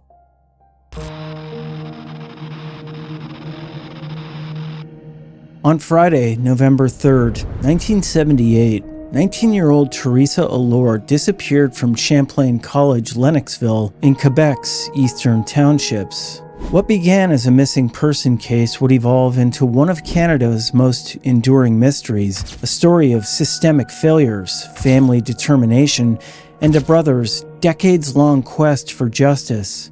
Teresa was a vibrant college student with shoulder-length brown hair and a love for David Bowie. Standing 5 feet 5 inches tall, she lived in a dormitory residence in Compton, about 15 minutes from the main campus. On that fateful Friday evening, friends invited her to join them for weekend activities, but Teresa declined, saying she planned to study instead.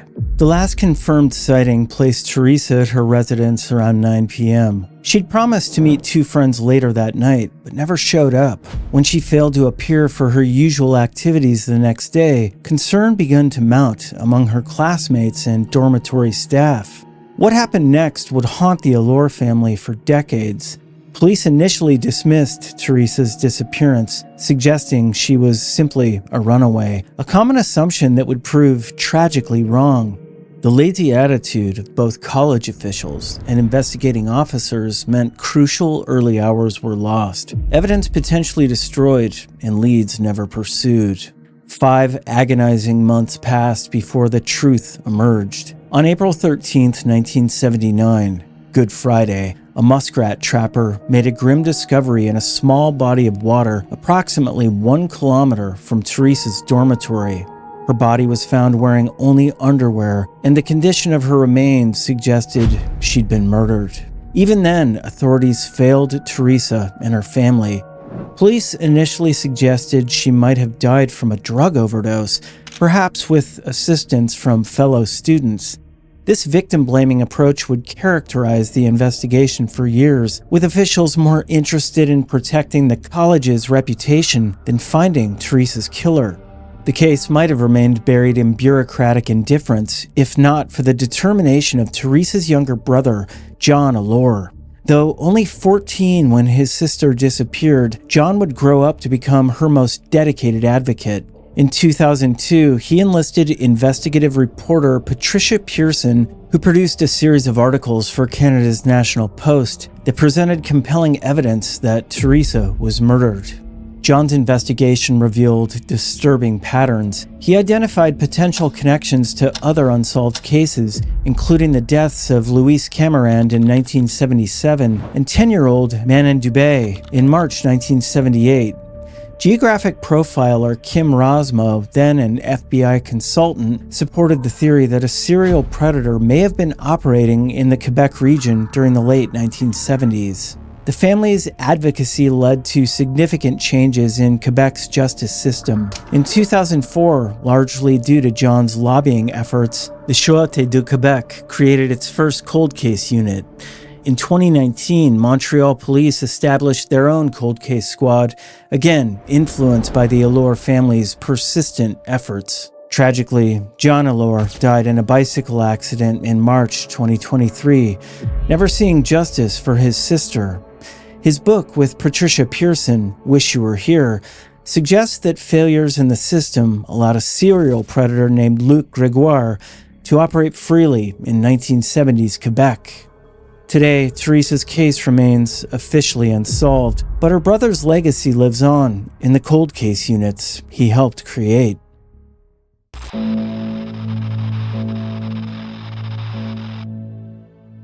In October 1983, two young German tourists embarked on what should have been the adventure of a lifetime, a hitchhiking journey through the rugged wilderness of northern British Columbia. Instead, 22-year-old Andrea Scherpf and 27-year-old Bernd Goricke became victims of one of Canada's most enduring unsolved murders, a case that would expose the deadly dangers lurking along remote Canadian highways. Andrea and Bernd were the embodiment of youthful wanderlust. The engaged couple had traveled from West Germany to explore Canada's vast landscapes, carrying backpacks filled with camping gear, a guitar, and dreams of adventure.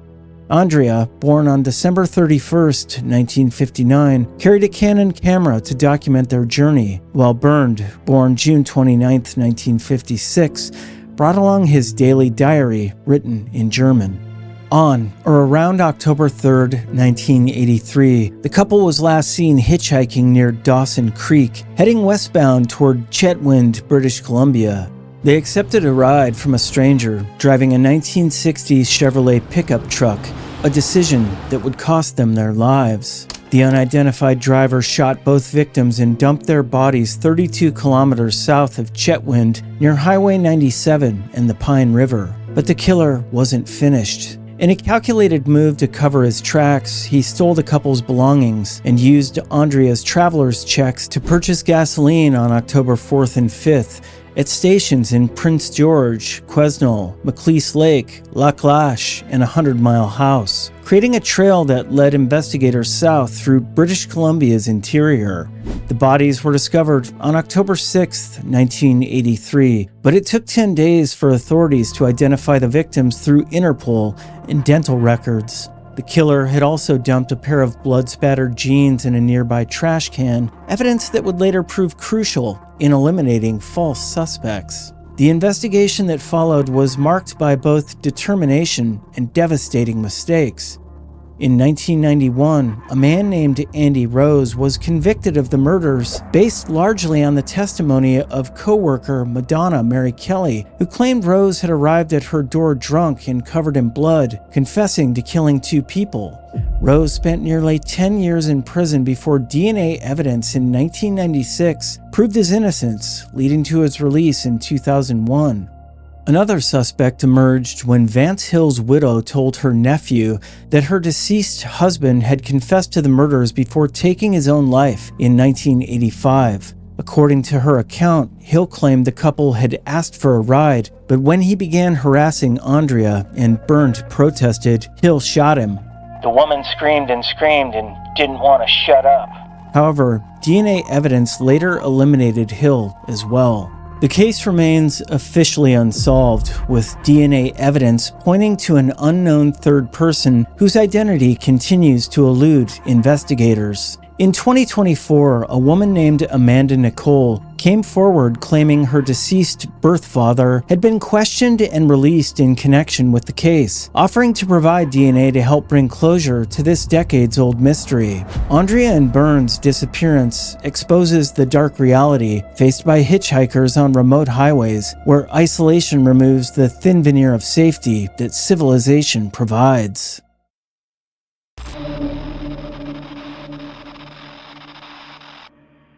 In the early hours of a summer morning in 1991, a young Indigenous woman vanished into the night along Logan Avenue in Winnipeg. By dawn, she was gone, and nearly a month later, her brutalized body was found near a riverbank, hidden among wooden beams. Her name was Glenda Morrisseau. 19 years old, a student, a sister, a daughter. Her disappearance would become one of the many haunting chapters in Canada's ongoing crisis of violence against Indigenous women. Glenda was originally from the Saugeen First Nation, but lived with her mother and stepfather in Winnipeg. She was attending R.B. Russell School and, by all accounts, carving out a hopeful future. On July 16, 1991, she spent the evening at the Stock Exchange Hotel with friends and her brother Mitchell. They played pool, had a few drinks, and then she left with others. That was the last time her family saw her alive. Around 2:30 a.m. on July 17th, witnesses reported seeing Glenda hitchhiking along Logan Avenue. She was picked up by a man driving a dark, older model station wagon, possibly with light yellow seat covers. The driver was described as middle-aged. That small detail would later take on chilling significance. For the next 3 weeks, her family searched, pleaded, and waited. On August 7th, 1991, a grim discovery was made at St. Boniface. A worker stumbled upon a partially clothed body in a field used for industrial storage near the end of Youville Street. It was Glenda. The scene was brutal. Her body showed signs of extreme trauma. Her jaw, cheekbones, and eye socket shattered by a large, blunt object. She wore only a t-shirt, jacket, and socks. Her lower body was unclothed. The level of decomposition suggested she'd been left there for some time. Investigators believed she was killed elsewhere and dumped at the site, possibly in the vehicle she was last seen entering. Today, the area has been redeveloped into housing, but at the time, it was remote, accessible only to someone who knew that terrain. That detail led police to suspect the killer had ties to St. Boniface. The case remains open. Despite early leads and continued efforts, no one has ever been charged with Glenda's murder. In 2017, her story was featured in APTN's Taken, a series spotlighting unsolved cases of missing and murdered Indigenous women. But the mystery persists and justice has never come. Her brother, Mitchell, still struggles with the silence that followed Glenda's death. She was a Native woman, and they don't really care about what's happening with her. For the Morrisseau family, the pain didn't end there. Years later, Glenda's niece, Kelly Morrisseau, would also be murdered, becoming part of the same devastating national pattern. Glenda Morrisseau's life was more than a statistic. She was loved, she was full of promise, and more than 3 decades later, her story remains a solemn reminder of how many voices have gone unheard.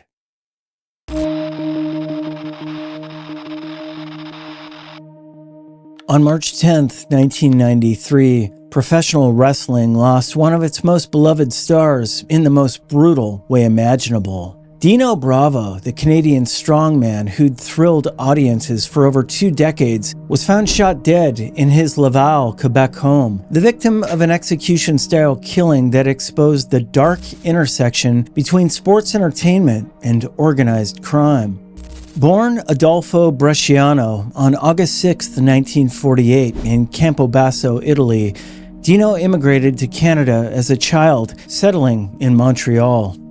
What began as amateur wrestling training at age 12 would evolve into a legendary career that saw him become one of Canada's biggest wrestling stars, capturing multiple championships, including the Canadian International Heavyweight Championship 6 times. But it was Dino's time in the World Wrestling Federation that made him a household name. Wrestling fans remember his infamous world record bench press attempt at the 1988 Royal Rumble, where he claimed to lift 715 pounds with help from Jesse the Body Ventura. Playing the role of Canada's strongest man, Dino became a heel character who wore the fleur de lis and was managed by Frenchie Martin, who carried signs reading, "USA is not okay." Behind the theatrical persona, however, lay a man struggling with financial pressures. After leaving the WWF in 1992, Dino found himself in a precarious position. As fellow wrestler Rick Martel later revealed, Dino had painted himself into a corner. He tried to stay in the WWF, but Vince didn't want to have him back. Dino liked the high lifestyle. He had a sports Mercedes. He had a big home. And suddenly, wrestling was over. the solution to Dino's money problems came through family connections that would ultimately prove fatal. His Aunt Maria was married to Vic Catroni, the powerful boss of Montreal's mafia family. According to sources, Dino began working as muscle for the organization, collecting debts and intimidating those who owed money to the mob's loan-sharking operations. The illegal cigarette smuggling trade in early 1990s Canada provided Dino with what seemed like easy money. Working with indigenous groups who controlled river crossings, he developed a monopoly on moving untaxed cigarettes across the border. But when cocaine dealers wanted in on his operation, everything went wrong. According to Rick Martel's account, Dino agreed to a partnership that involved storing $400,000 worth of cocaine in a warehouse. When the pickup was delayed and police discovered the drugs, both sides blamed each other. The heat on Dino became unbearable. On that fateful March evening, Dino was at home watching hockey while his wife and daughter attended ballet lessons. When they returned, they found a scene of unimaginable horror. Dino had been shot 17 times, 7 bullets to the head and 10 to the torso. There were no signs of forced entry, suggesting he knew his killers. The remote control was found loose in his hand, indicating he never saw the attack coming. As investigators noted, if someone is shot from the front, they tense their muscles and grip objects tightly. The loose remote meant Dino was shot from behind while relaxing. Nearly 3 decades later, Dino Bravo's murder remains officially unsolved, a chilling reminder of what happens when the world of entertainment collides with organized crime.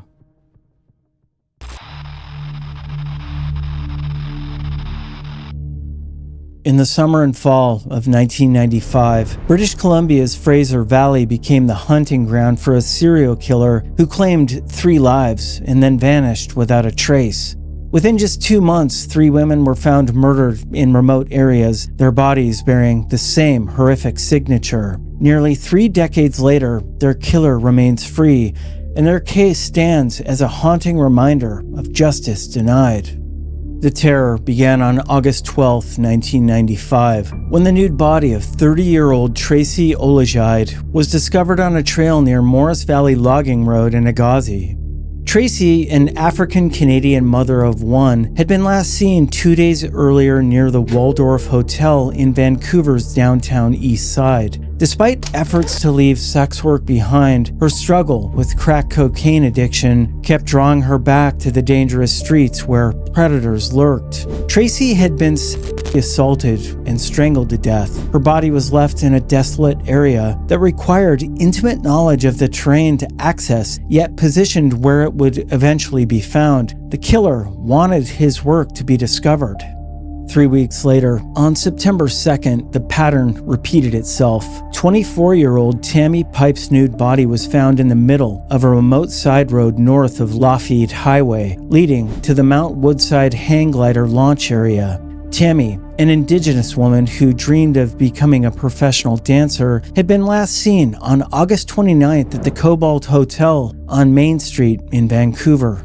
Like Tracy, Tammy had been sexually assaulted and strangled. Red paint flecks found at the scene suggested the killer drove a damaged red 4x4 vehicle, something capable of navigating the rough terrain where he dumped his victims. The final confirmed victim was discovered on October 21st, 1995. Victoria Younker's nude and partially decomposed body was found 25 feet down an embankment off a dead-end logging road on Sylvester Road near Mission. The 35-year-old white woman had been missing since September 11th, where she was last seen at social assistance offices on Hastings Street.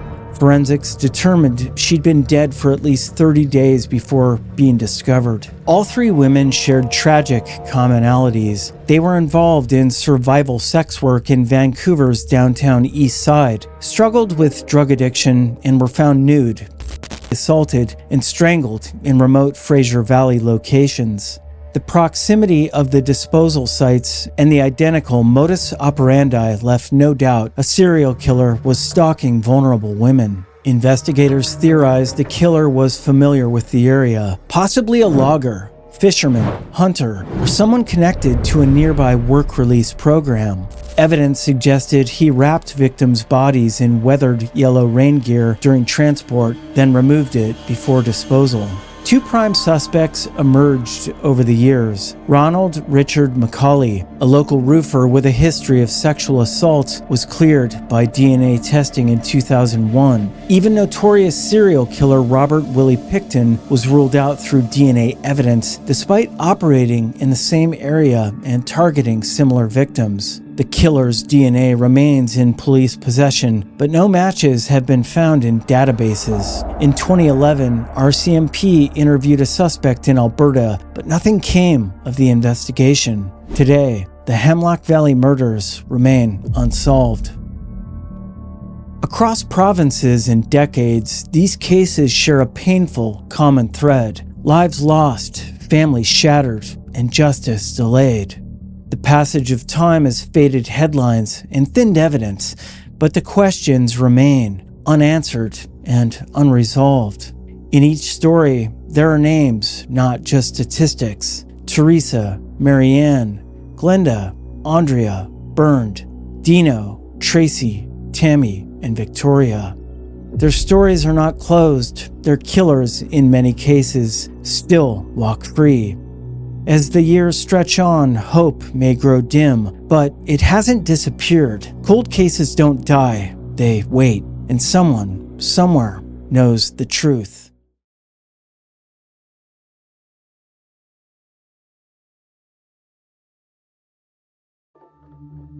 Alaska is a land of extremes. Vast wilderness, brutal cold, and breathtaking isolation. But it's not just the weather that turns dangerous. People disappear here. Bodies turn up with no names. Planes vanish from the sky. Even serial killers leave victims behind that no one can identify.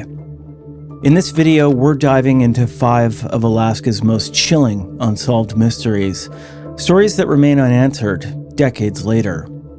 These are the cases that confound detectives, haunt families, and challenge everything we think we know about the last frontier. This is Northern Crimes.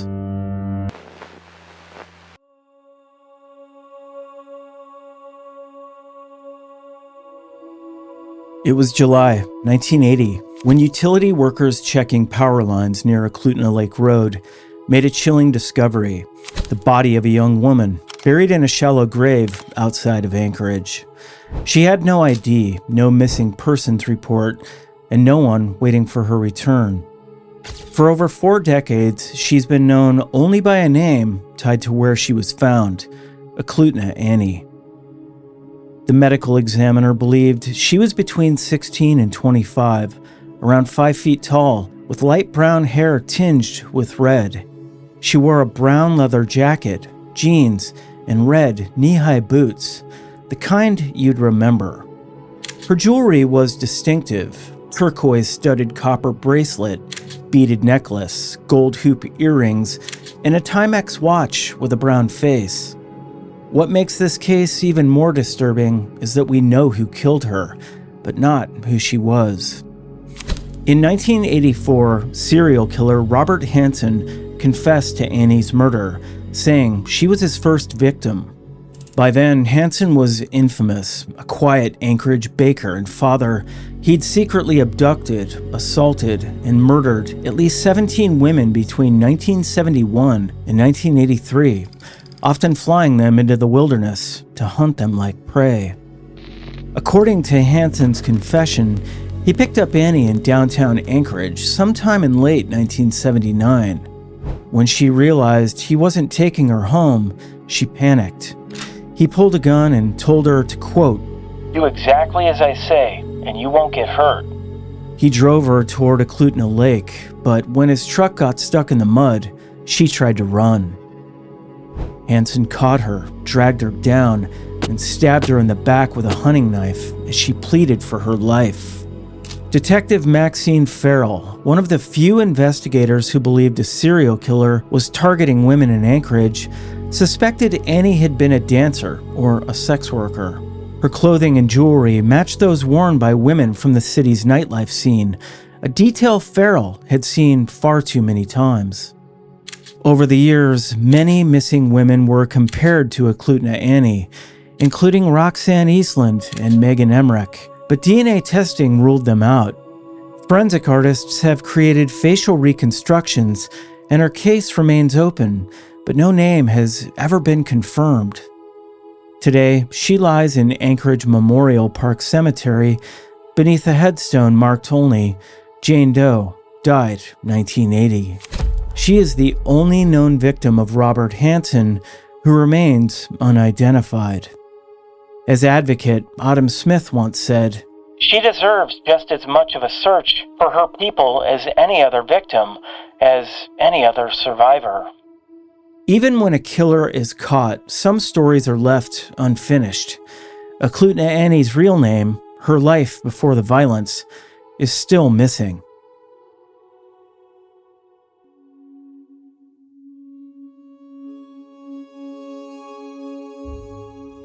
Every 4th of July, thousands gather in Seward, Alaska, to witness one of the state's most grueling traditions, the Mount Marathon race. It's just 3 miles long, but with a vertical climb of over 3,000 feet straight up a mountain face, it's not for the faint of heart. In 2012, it became the backdrop for a mystery that remains unsolved to this day. That year, 66-year-old Anchorage businessman Michael Lemiter decided to run Mount Marathon for the first time. Despite the dangerous terrain and slick, foggy conditions, he was determined to finish. Around 6 p.m., a race official saw him just 200 feet from the summit, the last confirmed sighting of Lemiter. He never came back down. What makes this disappearance so unsettling is that Mount Marathon towers directly over the town of Seward. It's not deep wilderness. You can see the mountain from nearly every street, and during the race, it's lined with volunteers and packed with spectators. And yet, somehow, Lemiter vanished in plain sight. As soon as he was reported missing, a massive search effort was launched. Helicopters equipped with infrared, search dogs, and dozens of volunteers combed the trails, ravines, and cliffs. His scent was picked up briefly, but the trail ended abruptly at an old structure high on the mountain. No trace of him was ever found. No clothing, no equipment, nothing. The conditions that day were unusually treacherous. 2 other runners were seriously injured. One fell off a cliff and suffered internal injuries, while another broke both legs and sustained a traumatic brain injury after slipping on the same descent. Lemiter's daughter, Marianne, spent more than a month hiking the mountain herself. She wanted to understand the path her father took, to feel the terrain he walked. On her final trip, she carved, "I love you, Dad," into a summit rock with a Dremel tool. Theories vary. Some believe he took a fatal fall into one of the steep ravines or was buried under a snow bridge. Others think he may have accidentally wandered off course and continued down an unmarked trail. A few suggest wildlife could have been involved, but none of these theories have produced answers. In October 2012, a judge declared Michael Lemiter legally dead. His wife later reached a $25,000 settlement with the Seward Chamber of Commerce, and the race implemented new safety rules requiring participants to have completed the course previously. Still, his case remains open. Technically, Michael Lemiter is not a dead man. He's a missing person, a man swallowed by a mountain that thousands climb every year. His final moments remain a mystery, and his story remains one of Alaska's most perplexing disappearances, a reminder that sometimes, even in full view, people can simply vanish.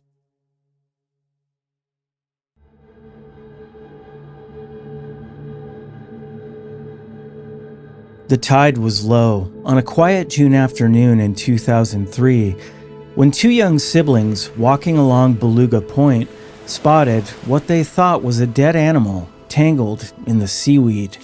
But it wasn't a sheep or a seal. It was the torso of a woman, headless, legless, and dumped into Alaska's Cook Inlet. It was a gruesome discovery, and it was just the beginning. 3 months later, on September 6th, a father and son duck hunting in the Ocean View mudflats, less than a few miles from the first site, found another torso. Again, it was a young woman, dismembered in the same way, her remains discarded like the first. The similarities were unmistakable. The violence was calculated. Someone had killed these women and made them disappear, or at least tried to. For over a year, the first victim remained unidentified, but DNA testing eventually revealed she was 22-year-old Desiree Lekanoff, reported missing by a former boyfriend. The second torso was identified more quickly.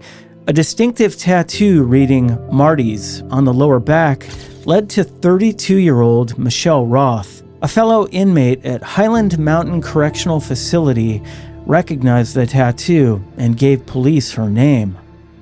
Both women were known to police. Both had worked along Anchorage's notorious Spenard Avenue, a corridor long associated with prostitution and drug activity. Both had histories of addiction, particularly to crack cocaine, and both had been swept into a violent underground world of trafficking and exploitation. At the center of that world were two predators: Don Arthur Webster, a violent pimp known on the street as Jerry Starr, and Joseph Boehm, a wealthy Anchorage businessman who trafficked young women under the nickname Joe Millionaire. Webster was brutal, beating and controlling the women he exploited. Boehm lured girls in with drugs and a place to stay and kept them there with threats. When Boehm was arrested on drug charges in 2003, he made chilling remarks to investigators about a girl named Ruby. Ruby was the alias of Michelle Roth. Boehm never revealed what he knew about the murders. He died in 2014, serving a 13-year sentence for sex trafficking and drug charges. Webster, meanwhile, was convicted and ordered to pay $3.6 million in restitution, one of the largest sex trafficking penalties in U.S. history. The investigation into the torso killings also uncovered at least 5 other missing women connected to Anchorage's underground scene, including Tracy Vicente, Robin Van Sickle, and Samantha Kent. Whether their disappearances are linked remains unknown. Desiree Lekanoff and Michelle Roth were finally identified, but their killer never was. Fed by glaciers and ringed with beauty, the waters of Cook Inlet seem serene, but for two women, they became a graveyard. Their bodies washed ashore in pieces, their stories barely recovered, and the person who left them there, still unknown.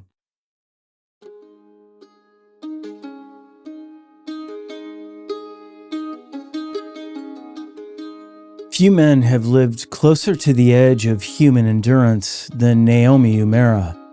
Soft-spoken and unassuming, the Japanese adventurer built a global reputation by going where no one else dared to go, and doing it by himself. By his early 40s, Umera had climbed Kilimanjaro, Aconcagua, and the Matterhorn solo.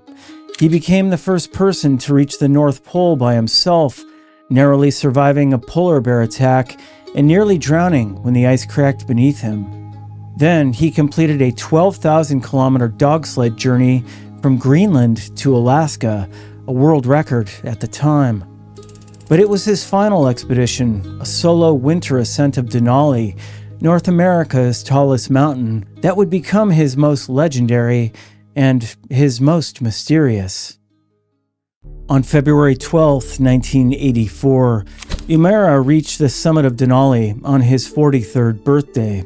A bush pilot photographing the mountain spotted him near the peak and received a brief radio transmission confirming the climb. Umera reported that he had descended to about 18,000 feet and planned to reach base camp in the next 2 days. And then, silence. Umera was no stranger to calculated risk. Born in rural Japan in 1941, he began mountain climbing in college as a way to overcome shyness and gain confidence. It worked, though not in the way most people would imagine. Instead of becoming more social, he became more solitary. The mountains gave him purpose, discipline, and something more elusive: peace. For his Denali attempt, he traveled light, no tent, minimal fuel. He intended to sleep in snow caves and ration cold food, even raw caribou, to save weight. He designed his own crevasse rescue device and brought bamboo poles to probe unstable terrain. To those who knew his track record, these choices weren't reckless. They were Umera's way. When he failed to appear at base camp on February 15th, a search effort was launched. At first, there was hope. A pilot named Doug Geeding reported seeing a lone figure waving from an ice cave at 16,000 feet. The next day, however, clouds rolled in, grounding rescue flights. When the skies finally cleared, there was nothing. Searchers found his bamboo poles at 9,500 feet. At 14,000 feet, they found his diary, still tucked away in his gear. And in a snow cave at 17,200 feet, which is usually Denali's high camp, they discovered a haunting cache: his sleeping bag liner, climbing equipment, food, fuel, even film from his camera. But there was no sign that he had ever descended to the point where the pilot had seen him. The last line in his journal read, "I wish I could sleep in a warm sleeping bag. No matter what happens, I'm going to climb Mount McKinley."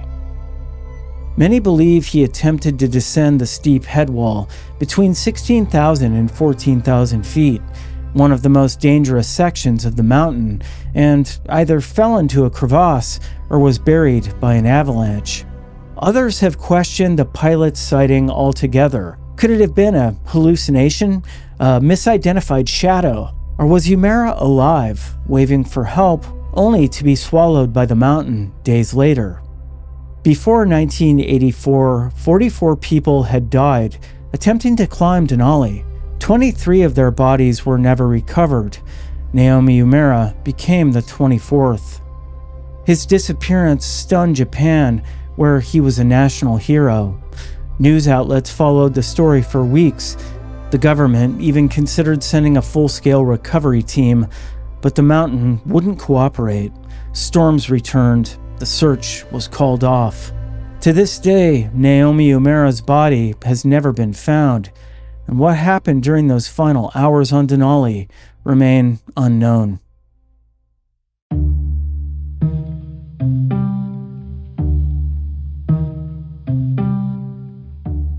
On a summer evening in 1979, a plane vanished off the radar near Alaska's Kodiak Island. The 3 people on board were never found. No wreckage, no oil slick, no distress signal beyond a final radio transmission. Among the missing was Ian McIntosh, a former Royal Navy officer, acclaimed television writer, and suspected spy. His disappearance became one of the Cold War's most tantalizing mysteries. blurring the line between fiction and real-life espionage. Born in Inverness, Scotland in 1940, McIntosh served 18 years in the Royal Navy, rising to the rank of lieutenant commander. His service record was unusual. According to his brother Lowry, Ian would vanish for long periods, and when he returned, he wouldn't speak of where he'd been. In 1976, he was quietly awarded the Member of the Order of the British Empire. The reason remains classified to this day. After retiring from the military, McIntosh poured his energy into writing, but not just any stories. He created The Sandbaggers, a gritty, tightly wound British spy series that quickly gained a cult following. It was nothing like James Bond. There were no gadgets, no tuxedos, no explosions, just the bleak bureaucracy of real intelligence work, internal politics, moral ambiguity, and agents who died unceremoniously, often for nothing. It was so accurate that some viewers believed it had been based on real operations. Some even questioned whether McIntosh had permission to reveal what he knew. In July 1979, McIntosh and his girlfriend, Susan Insull, a BBC production assistant, were vacationing in Alaska with their friend Graham Barber, a British Airways pilot. They'd flown from London to Honolulu and then on to Anchorage, renting a Raleigh 235 single-engine plane for sightseeing. At 5:45 p.m. on July 7th, Barber radioed a mayday. They were experiencing oil pressure problems. 4 minutes later came the final message. This will be our last transmission. We are 500 feet and about to go in. The plane's last known location was over Shuyak Island at the northern tip of the Kodiak Archipelago. What followed was an exhaustive search. U.S. Coast Guard helicopters and C-130 aircraft scanned more than 75 square miles of ocean and coastline. The weather was clear, visibility was perfect, but not a single scrap of debris was ever found. The silence only fueled the rumors. Some speculated McIntosh had faked his death and defected to the Soviet Union. Others suggested he'd been, quote, disappeared by Western intelligence, either for what he knew or for what he was planning to reveal. British intelligence officers were reportedly seen at his London flat before the public even knew he was missing. His brother, when he asked a U.S. intelligence contact for help, was told to, quote, Stop asking questions. The most haunting clue came in the form of a postcard McIntosh had sent to his parents shortly before the trip. It was signed not Love Ian as usual, but Live Ian. A strange, possibly deliberate slip, or a final encrypted message from a man who trafficked in secrets. After his disappearance, The Sandbaggers continued for one more season, but its creator's absence was palpable. The series ended quietly, no resolution, just like McIntosh himself. Whether he died in a tragic accident or vanished in the shadows of international intelligence, no one can say. What's left is a man-shaped gap in the historical record, a spy novelist who may have become the very thing he once wrote about. Alaska's beauty hides a quiet brutality, one that swallows people whole.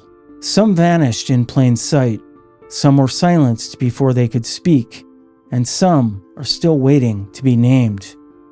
These aren't just cold cases, they're reminders that in a place as vast and unforgiving as Alaska, the truth can disappear just as easily as the people.